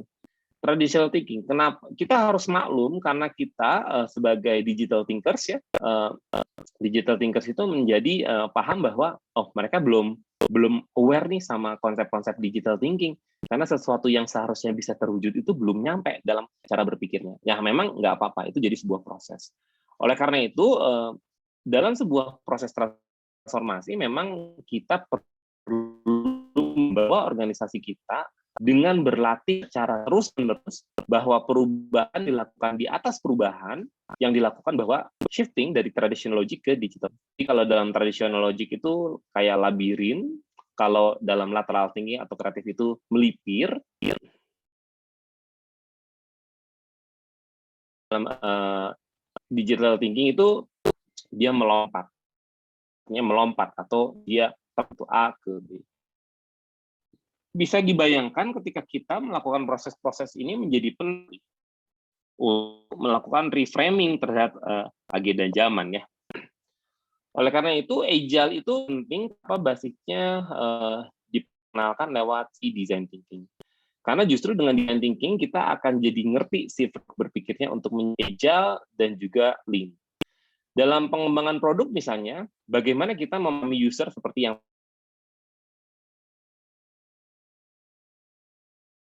design-led organization lebih dekat dan cepat untuk merespon, makanya tadi itu lebih dekat dan cepat untuk merespon, karena waktunya, iterasi, dan lain-lain. Itu mengekstraksi nilai jangka panjang ke dalam kuarter-kuarter kecil, mengekstraksi nilai jangka panjang menjadi satuan-satuan waktu yang lebih kecil, gitu ya. Makanya ada proses iterasi. Maka 4 kali, iya 4 kali minimum gitu, karena kalau kita mau mendapatkan insight, maka bikin prototype, uji. Nah, itu adalah bagian dari kita untuk memahami user gitu. Kadang-kadang kita tuh ambil cepatnya dengan mengambil asumsi, ya udah pokoknya diginiin aja gitu. Akhirnya nanti banyak kerugian. Nah, ketika kita memiliki proses-proses yang user-centric, memahami user dan konsumen, maka kita jadi punya kesempatan untuk lebih agile. Kenapa lebih agile? Karena kita jadi punya kapasitas dan kapabilitas untuk menguji lebih cepat, mengarahkan proyek dengan cepat dan terprediksi secara kecil, sering menyampaikan perkembangannya. Kecil dan sering dalam menyampaikan perkembangannya. Makanya ada yang bilang too many meetings ya. Ya, kalau too many meetings itu kalau meetingnya nggak berguna. Kita bilang kebanyakan meeting. Ya, kalau kebanyakan meeting itu artinya nggak berguna.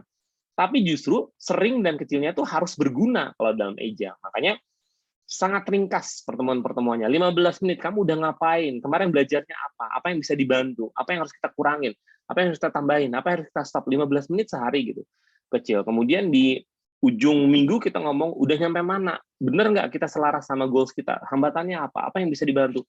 Cepet gitu. Kalau kita bilang too many meetings, terlalu banyak, itu artinya meetingnya nggak berfungsi. Nggak penting, artinya salah ya. Justru too many meeting. Justru meeting yang sering adalah harus bagus karena kita mencapai goals-nya.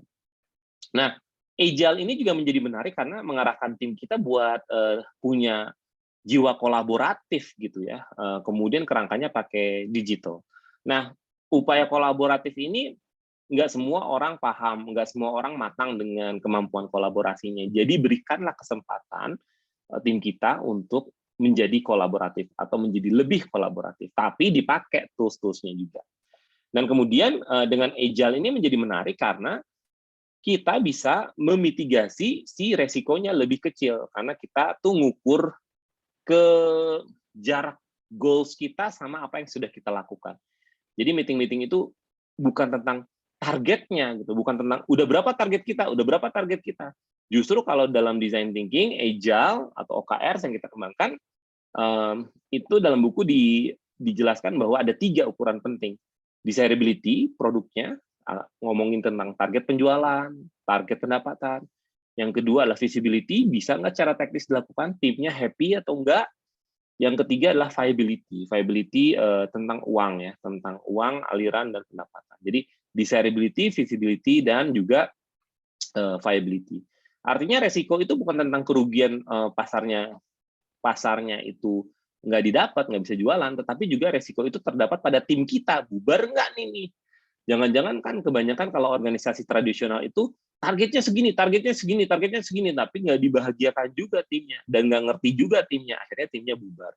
Jadi mungkin kalau kita bisa laku, tapi belum tentu sustain karena timnya bubar. Nah, justru dengan agility ini, kita mengembangkan pengujian yang cepat, mendapatkan tim yang lebih oke dengan proses-prosesnya, tetapi juga memitigasi resiko yang terlalu tinggi. Dan kemudian adalah membangunnya dengan murah. Nah, ini menjadi lean, jadi memastikan bahwa kita tuh terrealisasi, tahu kapan perlu berbalik arah, kapan memelihara pertumbuhan bisnis, bagaimana pendekatan-pendekatan baru. Misalnya nanti kalau teman-teman melakukan proses-proses seperti Mbak Hizra, gitu kan, itu kan lakukannya problem statement validation. Nanti kalau habis dari situ ke market validation, soalnya kalau misalnya problem validation-nya bagus tapi marketnya nggak bagus, ya nggak usah diterusin si produknya, berhenti aja di situ, karena nggak ada pasarnya dan nggak bisa scale up. Jadi jangan sampai ketika kita problem statement-nya valid tapi nggak ada marketnya, ya ngapain gitu. Jadi ulang lagi dari awal. Jadi proses-proses design thinking, terutama dalam proses design sprint, adalah memvalidasi apakah gagasan kita tuh valid atau enggak. Maka keputusannya itu terus nggak nih sama market, atau terus nggak sama market atau enggak gitu. Nanti kalau marketnya ada terus valid, baru bikin bisnis modelnya. Nah, kebanyakan di antara kita tuh nggak kesinambungan nih. Problem, market, bisnis. Biasanya ke bisnis dulu, baru nemuin problem. Malah jadi jelimet. Jadi benar-benar dulu problem, dapat produk yang fit sama problemnya, market, baru ke bisnis model. Tapi kalau misalnya udah punya produk, tapi nggak ada marketnya, ya nggak usah dilakukan. Balik aja lagi, ciptain produk baru. Memang di era VUCA ini memang challenging ya, karena driversnya kan mengubah kebiasaan untuk volatility, dinamika, gitu. Efeknya juga punya resiko, tapi harus punya visi. Jadi karena volatility-nya tinggi, maka kita harus punya visi.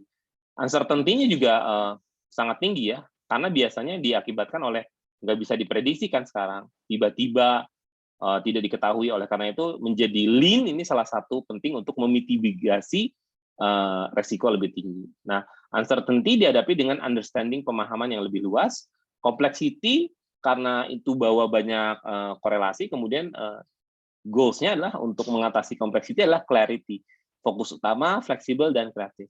Fokus utama itu dalam bab kita ada di OKR ya, objektif, key result, objektif, fleksibel, dan kreatif. Nah, ini menjadi penting nih kreatif, karena kreatif itu bisa diterjemahkan melalui inisiatif yang dilakukan oleh tim kita dari bawah. Nah, inisiatif dan dari tim ini menjadi penting karena itu adalah sebuah bentuk kreativitas. Tapi jangan lupa untuk diproses di alignment, bahwa kreativitas itu harus menuju goals kita pada satuan waktu tertentu. Kemudian ambigu, ya karena zaman digital ini jadi ambigu nih, banyak banget gagasan sama aktual tuh beda dan disalahkan tafsir. Sehingga dampaknya tuh banyak banget organisasi yang merasa keraguan-raguan, tidak percaya, menyimpang, dan inovasinya jadi terluka. Oleh karena itu, biasanya kita jadi agility, bagaimana ngambil keputusannya dan melakukan proses-proses inovatif. Nah, kita akan buka sesi tanya-jawab dulu dari sesi ini, sehingga mudah-mudahan kita bisa lebih jelas era yang cepat ini, volatility, maka benerin tuh vision. Maka sebelum visi misi ada purpose, maka di buku itu ada purpose ya. Purpose will namanya, purpose will. Sebelum visi misi ada purpose dulu, baru turunin ke visi misi, baru teknis. Kebanyakan orang, Dwi, tolong dong teknisnya gimana? Bentar dulu, karena kalau kita jatuh ke teknis itu capek banget, karena kita nggak akan dapat energinya, yaitu purpose. Maka vision menjadi penting. Jawaban tentang uncertainty adalah pemahaman. Ini big picture-nya kayak apa? Lebih dalam pemaknaannya seperti apa? Secara horizon waktu akan seperti apa? Jadi understanding itu dijawab dengan melihat lebih atas untuk horizonnya lebih luas, ke dalam lebih wise. Secara horizontal waktu kita jadi tahu seperti apa panjang waktunya. Untuk complexity, clarity, pakai OKR. Ya memang kompleks tapi clear nih, clarity kita tuh menuju ke sana. Kalau ambiguity pakai agility, sehingga VUCA dijawab sama VUCA lagi. Sampai sini dulu, mungkin ada yang ingin ditanyain dulu teman-teman? Wah, langsung nih Silahkan. kan habis ngomong, ada yang mau ditanyain langsung nih dari Mas Archif. Siapa nih? Silakan. Boleh langsung on mic aja. Ya, terima kasih sebelumnya Pak. Ini mungkin curhat sekaligus bertanya ya Pak. Ya.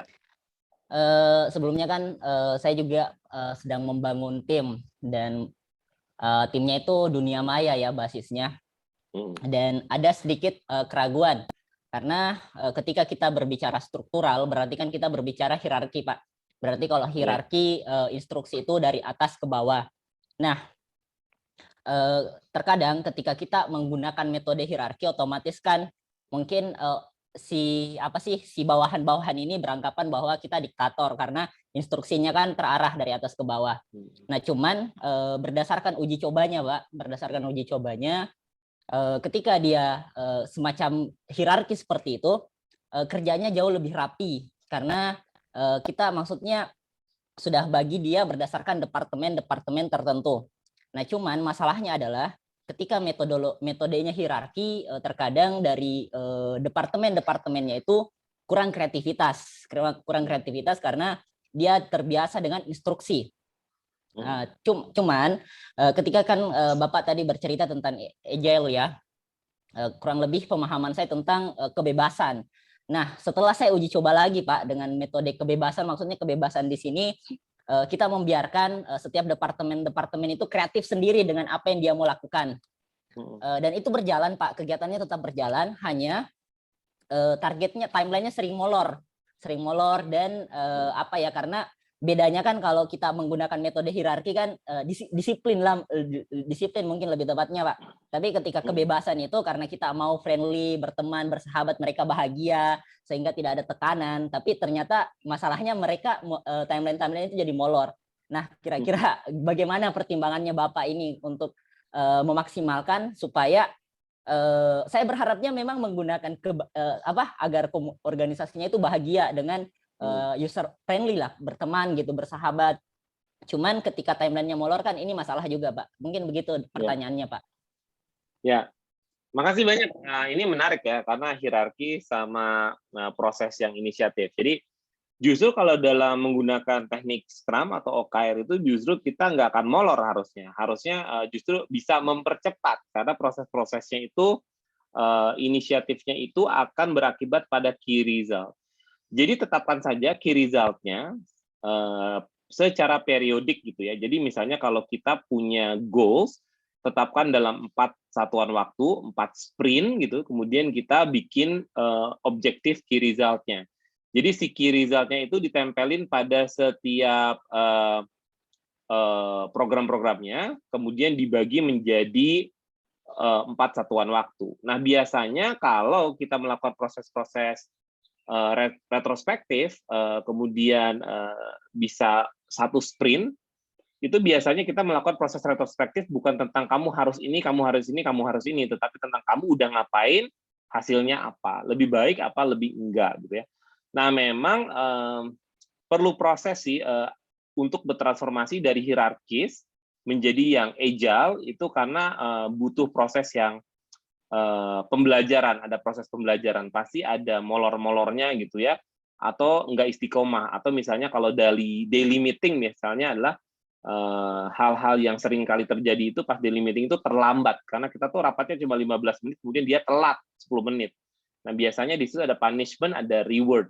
Biasanya reward dikasih apa, punishment-nya dikasih denda misalnya gitu, dan lain-lain. Nah, memang mekanisme ini perlu nih diuji cobakan, tapi tidak bisa dilakukan serta-merta ketika itu juga. Jadi mungkin kalau pengalaman saya di TLE itu butuh waktu sekitar 6 bulan untuk mentransformasikan organisasi sampai dia bisa gitu ya, bisa. Jadi kalau teman-teman datang ke The Local Enabler sekarang work from home, rapi gitu ya, tetapi dalam perjalanannya nggak gitu awalnya, berantakan luar biasa ya. Saya sama Irfan juga baru pertemuan itu baru sekali ya, Van ya, baru sekali ketemu offline ya, baru sekali, benar nggak sih, Van? Iya, Pak, Betul, ketemu ya? sekali. Baru sekali. Dan itu tuh udah mulai nggak ya. Tetapi di dalam internal timnya kita melakukan proses-proses yang sangat intensif, meetings efektif ya, sehingga kita membangun kepercayaan. Karena teman-teman kalau misalnya kita melibatkan anak-anak muda sekarang, di kemudian masih dengan hierarki ya, sebenarnya pekerjaannya beres, tapi goals utama organisasinya ini jadi terancam nih, karena budayanya itu tidak memberikan kesempatan kawan-kawan kita untuk berinisiatif, sehingga nanti justru organisasinya dalam jangka panjang akan capek, dan kemudian dia menyerah si organisasinya. Tapi kalau dalam konsep pekerjaan beres, tapi kalau kita ngomongnya itu dalam organisasi dalam jangka waktu panjang nih, gimana caranya menyeimbangkan pekerjaannya beres, tapi juga sekaligus wadah untuk belajar bagi organisasi kita agar bisa sustain. Jadi memang ini ya apa kayak seni gitu lah, seni untuk memaintain organisasi, bener nggak, Mas Archip? Jadi nanti Scrum-nya dilakukan saja ya, kalau berdasarkan literatur dan juga empirical study-nya saya sih, saya menemukan kebahagiaan ya, menemukan kebahagiaan. Kenapa? Karena timnya itu canggih banget gitu. Timnya itu banyak inisiatif yang beyond. Kalau misalnya kita pikirin sendiri dari atas, itu nggak mungkin dapat. Beberapa acara tele misalnya yang tadi pagi misalnya bersama kawan-kawan dari seluruh Indonesia, itu timnya tuh pokoknya goals-nya gini, nanti teman-temannya ke bawah nanti dia bakal punya inovasi yang beyond ya. Tapi memang ini memang kepentingan jangka pendek sama jangka panjang ya. Jadi jangan sampai kita melakukan proses-proses yang tidak mulai bertransformasi menggabungkan antara kepentingan jangka pendek sama jangka panjang. Nanti kalau kita tergerus terus dengan kepentingan jangka pendek, yaitu programnya beres, tapi budaya organisasinya agak susah, nanti khawatirnya organisasi kita tuh akan jadi buyar. Nah, ini selaras nih dengan ini, teman-teman. Ini adalah generasi-generasi yang memang akan menghiasi ya. Dan kita selalu bekerja, apalagi teman-teman nih, kayaknya ada di generasi-generasi yang memang punya banyak pertempuran dengan generasi-generasi sebelumnya, atau generasi-generasi baru ya. Kita punya momentum bisnis, tapi anak-anaknya kok kayak gini ya cara kerjanya ya. Aduh, kok pusing banget nih ngaturnya. Itu banyak banget kejadian. Nah, oleh karena itu, pertentangan generasi ini bukan jadi pertentangan, seharusnya kita punya mulai program untuk mentransformasikan, saling memperkaya. Sehingga kawan-kawan kita ini diciptakan digital mindset. Digital mindset memang nggak jauh dengan growth mindset, karena ini tentang people, proses, dan tools. Jadi kalau tadi pertanyaannya Mas Archif, bisa kita pelan-pelan melalui tools dan proses ini mempengaruhi people-nya, sehingga kita bisa secara paralel melakukan proses-proses shifting digital mindset.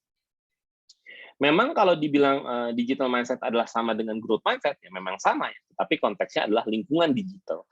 Jadi digital mindset itu adalah growth mindset pada lingkungan digital, sehingga dia bisa sukses dan tumbuh di lingkungan digital. Sehingga organisasi kita tuh memperkenankan kita untuk belajar gagal, oleh karena itu kita iteratif, 1, 2, 3, 4, gitu ya. Failure is an opportunity to grow, bisa melakukan apapun, menantang kawan-kawan untuk tumbuh, kemudian feedback is constructive, seperti di Joe Hari Windows tadi. Dan kemudian mencoba untuk eksplorasi, I like to try new things.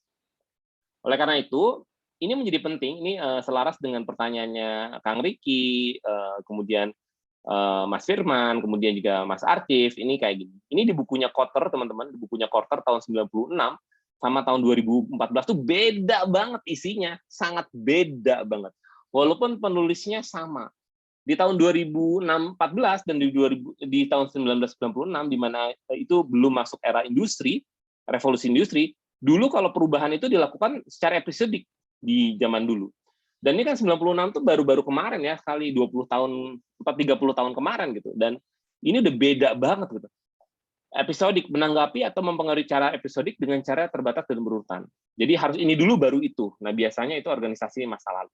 Masa sekarang apa? Bersama continue. Makanya tadi saya selalu bilang, perubahannya dilakukan di atas perubahan. Perubahan dilakukan di atas perubahan. Nggak bisa lagi kita, walaupun kita ngerasa bahwa produknya harus beres, dan tergantung sama kelompok inti. Nah, biasanya ini diselesaikan sama produk inti kalau masa lalu. Mendorong perubahan, mengerjakan proyek, itu didorong sama kelompok-kelompok inti saja, dengan kecil dan kuat. Tapi justru sekarang narasi perubahan itu, narasi proyek-proyek yang keren itu, harus membangkitkan bentuk-bentuk sukarela dari atas dan bawah. Membentuk pasukan sukarela yang besar, dari atas bawah, dari seluruh organisasi untuk menjadi mesin perubahan. Yang hierarki adalah, kalau dulu hierarki berfungsi dalam hierarki tradisional, kemudian geser ke networks, berfungsi dalam jaringan network secara fleksibel, lincah di luar, tapi berhubungan dengan hierarki tradisional.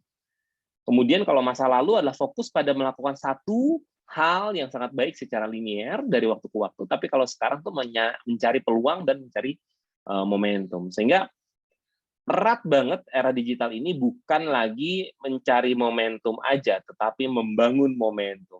Jadi kayak bahas Hijrah tadi, itu sebenarnya sedang membangun momentum. Istilahnya tuh membangun momentum. Kalau dulu nunggu momentum. Kalau kita tuh sekarang mencari momentum, membangun momentum. Kalau dulu tuh ntar nunggu momentum tepat. Justru dengan pendekatan design thinking, agile, lean, itu adalah membangun momentum. Sehingga ini juga erat kaitannya dengan menyeimbangkan organisasi yang ambidextry. Ambidextry itu tangan kiri, tangan kanan ya. Tangan kiri, tangan kanan tuh bisa nulis gitu. Seperti yang dilakukan sama Kobe Bryant, yang tangan kirinya bisa nulis, tangan kanannya bisa nulis. Albert Einstein, biasanya orang jenius tuh bisa tangan kiri, tangan kanan. Dan kemudian ini, SpongeBob. SpongeBob itu tangan kirinya bisa nulis, tangan kanannya bisa nulis, dua-duanya bisa gerak. Nah, itu tuh diadopsi dengan melakukan proses-proses organisasi seperti ini. Jadi, kita perlu untuk melakukan proses-proses buat kawan-kawan yang organisasinya agak susah ya, berinovasi karena hierarkis. Maka yang paling bisa dilakukan adalah menyelaraskannya dengan ambidextrous terus organisasi, yaitu dilakukan proses-proses yang melakukan proses breakthrough innovation, tapi juga melakukan relentless improvement. Jadi itu biasanya dilakukan sama kawan-kawan yang ambidextrous. Oleh karena itu, agility ini sebenarnya mengarahkan kita kepada perubahan. Makanya perubahan itu dilakukan dengan pertama, create of urgency. Jadi jangan sampai lupa bahwa di ujungnya sebenarnya tentang organisasi kita tuh sustain apa enggak ya. Pertama, create sense of urgency. Yang kedua, bangun guiding coalition-nya. Jadi jangan sampai langsung disosialisasikan semuanya gitu kemudian kita gagal. Tapi buat dulu guiding coalition-nya. Ketiga, benar-benar nggak kita punya strategic vision dan inisiatif. Karena ini kalau kita ngomongin OKR harus punya nih purpose will, strategic vision sama inisiatifnya. Kemudian volunteer army, kita bisa belajar sama BTS dengan volunteer army-nya yang wow gitu ya. Yang semua tiba-tiba nonton film apa sekarang, Squid Games, sebuah nonton itu punya army-nya Korea. Kemudian enable action by removing barriers, kemudian generate short-term wins. Ini menjadi menarik karena dalam buku dituliskan ada beberapa OKR sama Scrum, itu ngomongin tentang generate short-term wins, sehingga kita perlahan-lahan menuju goals kita. Kemudian yang paling challenging adalah yang nomor 7 sampai nomor 8. Bagaimana mengakselerasi sustainability dan juga menginstitusionalkan perubahan agar kita bisa menjadi program yang bisa berkelanjutan. Nah, oleh karena itu, dalam model bisnis, teman-teman, yang paling penting adalah kita punya desirability, viability, dan feasibility.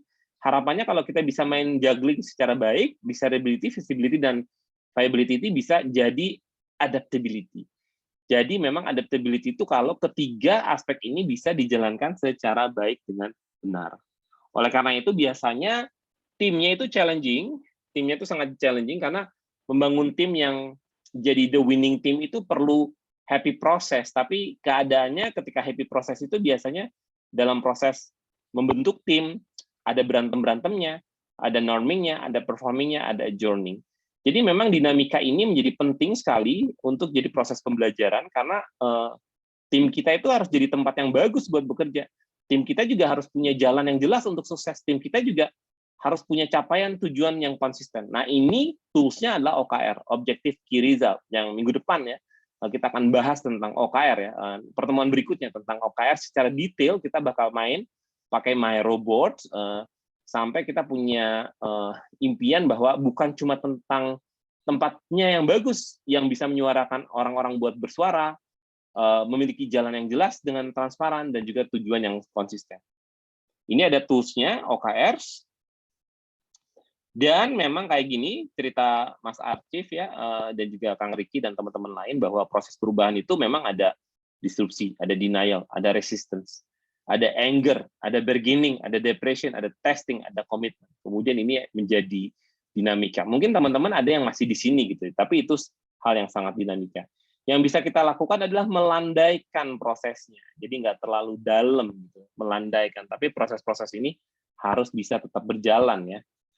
Sehingga ini adalah satu tips ketika kita melakukan proses-proses perubahan, mengubah organisasi menjadi user-centric, setidaknya kita punya inovator dan early adopters. Nah, buatlah fokus kita untuk keberhasilan membuat portofolio para inovators dan early adopters, di mana kita menjadi inovatornya, cari early adopters-nya yang 13,5%. Kalau misalnya teman-teman menjadi leader sebuah organisasi, ini akan menjadi lebih mudah, karena kita akan cari koalisi pemandu dan adoptersnya di sini. Kemudian dari 15,5% ini akan bergerak membuat portofolio dan fokus sama portofolio. Tidak fokus pada para golongan skeptical atau laggard yang jumlahnya 16%. Jika kita memiliki portofolio, maka akan menghindari jurang sehingga nanti yang 34% sebagai early majority akan pelan-pelan maju ke sini ikutan dan late majority juga pelan-pelan ikut dan kemudian yang skeptis juga ikut pada akhirnya. Jangan lupa untuk membuat horizon waktu seberapa lamakah si 100% populasi ini akan menjadi sebuah organisasi yang benar-benar baru. Jadi jangan khawatir tentang masukan-masukan dan kritik kritikal, fokus saja sama early adopters sehingga kita bisa menjadi sebuah organisasi yang melakukan proses-proses sneezing yang baik dan benar.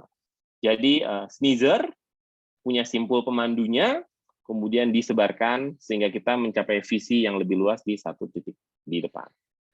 Oke, itu dari saya. Mungkin kita bisa buat sesi tanya jawab. Untuk terakhir masih ada waktu. Ayo teman-teman nih, saya jawab terakhir sebelum ditutup. Boleh banget langsung nanya. Mungkin sambil nunggu nih Pak Dwi, ini ada pertanyaan di awal-awal tadi belum jawab dikit nih. Mungkin dari Mas Brian nih, mau nanya apa sih secara fundamental yang membedakan nilai dan prinsip? Itu apa sih? Yang membedakan nilai sama prinsip ya. Jadi menjadi menarik ketika kita mulai dengan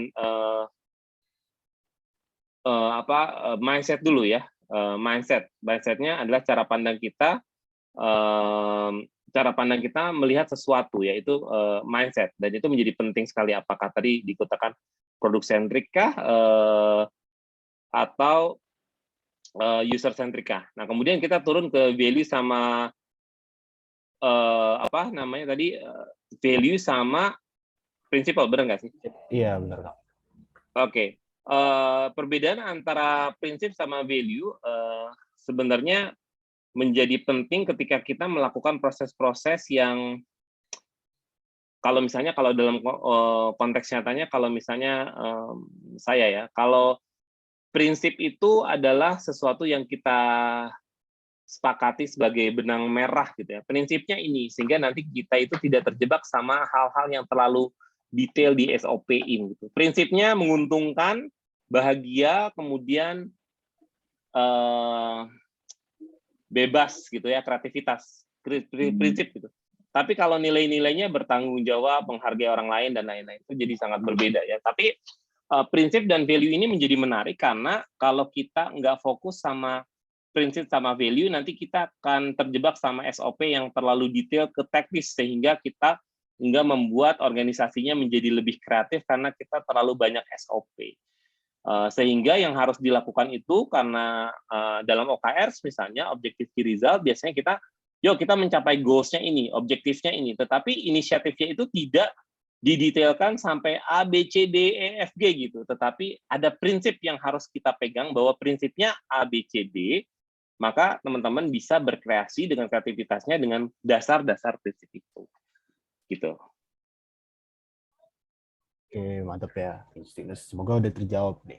Mungkin dari Nah, itu teman-teman penting ya, itu penting banget. Benar. Bedain ya. Mungkin dari teman-teman masih mau nanya, bisa langsung raise hand atau langsung nanya di chat lagi nih, soalnya udah lagi mau tutup. Mungkin lanjut dulu nih pertanyaan-pertanyaan sebelumnya nih Pak. Yeah. Jadi sebelumnya tuh ada yang nanya nih, kalau misalnya tadi kan ada gap generasi kan, misalnya Gen X sama Gen Z gitu, tadi yang Pak Du juga bicarakan di presentasi gitu. Kalau misalnya dapat masalah nih antara kedua gap itu, mungkin dijelasin ya. Tapi kalau misalnya masalahnya antara yang udah pengen terjun ke unknown zone tapi sama dengan orang-orang di zona nyaman, jadi satu timnya tuh ada clash gitu nih Pak Dwi, itu gimana sih cara nyelesainnya gitu? Justru kalau nggak ada clash aneh. Justru kalau nggak ada clash itu agak aneh ya, soalnya itu bisa jadi pembelajaran buat kita.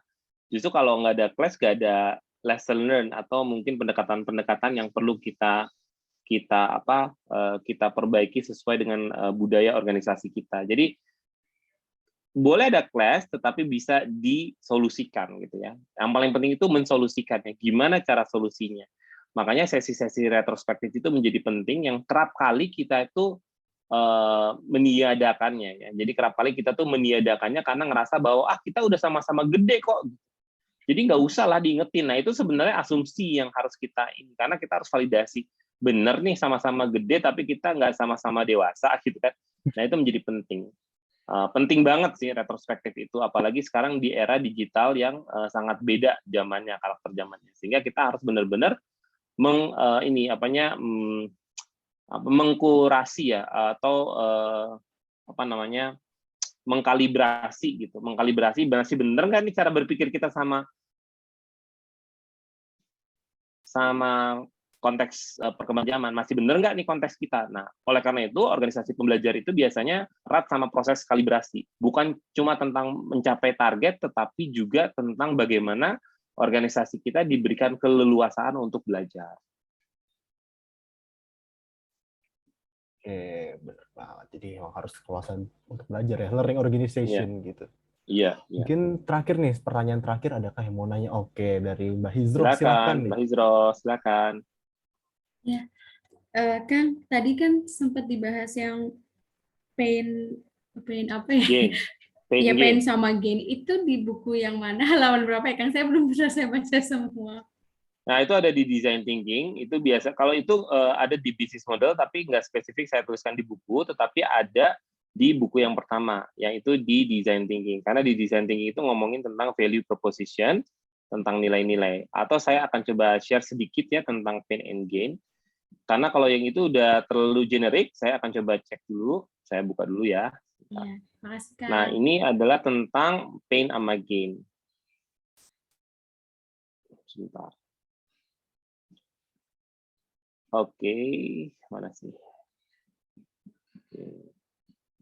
Nah, jadi pain sama gain itu adalah konsep di mana kita menemukan beberapa hal yang disukai sama konsumen sama yang tidak disukai sama konsumen. Biasanya konsep pain sama gain itu digunakan untuk menjadi sebuah parameter keberhasilan sebuah produk bisa diterima atau enggak. Tapi ini banyak ya di Google, teman-teman silakan cari saja namanya Value Proposition Canvas. Jadi ini adalah jobs to be done, tadi yang dijelaskan sama Mbak Hisroh, pekerjaannya Bu Rofiatun adalah yang harus diselesaikan itulah bagaimana caranya dia memiliki rumah yang penuh cinta. Nah, dalam mewujudkan rumah yang penuh cinta itu, dia punya kemudahan, dia punya pain. Yang kemudahan dinamakan gain, yang kesulitan dinamakan pain. Kemudahan dibuat lebih mudah, menawarkan apa? Kesulitan kesulitan diobati menjadi pain reliever. Maka nanti produk dan layanan kita adalah jawaban dari gain creator dan juga pain reliever. Kalau didapatkan dalam pertemuan yang pertama itu ada di slide-slide terakhir tentang kriteria di customer journey di pertemuan pertama. Jadi inilah yang harus dipenuhi sama Ibu Rofiatun. Ini keuntungan kemudahannya itu namanya problem konsumen. Sehingga yang harus kita lakukan itu adalah bagaimana memudahkan, semakin memudahkan Ibu Rofiatun, sama mengurangi kendala Rofiatun. Maka yang harus kita lakukan adalah, kalau kita bikin produk dan layanan, itu harusnya rumusnya adalah ini yang semakin mudah ditambah mengurangi kendala. Sehingga produk dan layanan ini menjawab apa yang diinginkan sama Ibu Rofiatun. Nah, untuk memvalidasi produk ini perlu dilakukan beberapa kali iterasi. Tidak bisa sekali, tetapi harus diiterasi, ditanyakan sama orangnya, ya, sama si usernya. Itu Mbak Hisro. Oke, Kang. Terima kasih. Terima kasih. Ada di PPT pertemuan pertama ya. PPT pertemuan pertama, nanti kalau belum, nanti kita share sama PPT pertemuan hari ini, kami akan juga share sama teman-teman. Oke. Oke, gimana nih Kang? Udah jam segini, udah azan maghrib sih di Bandung ya.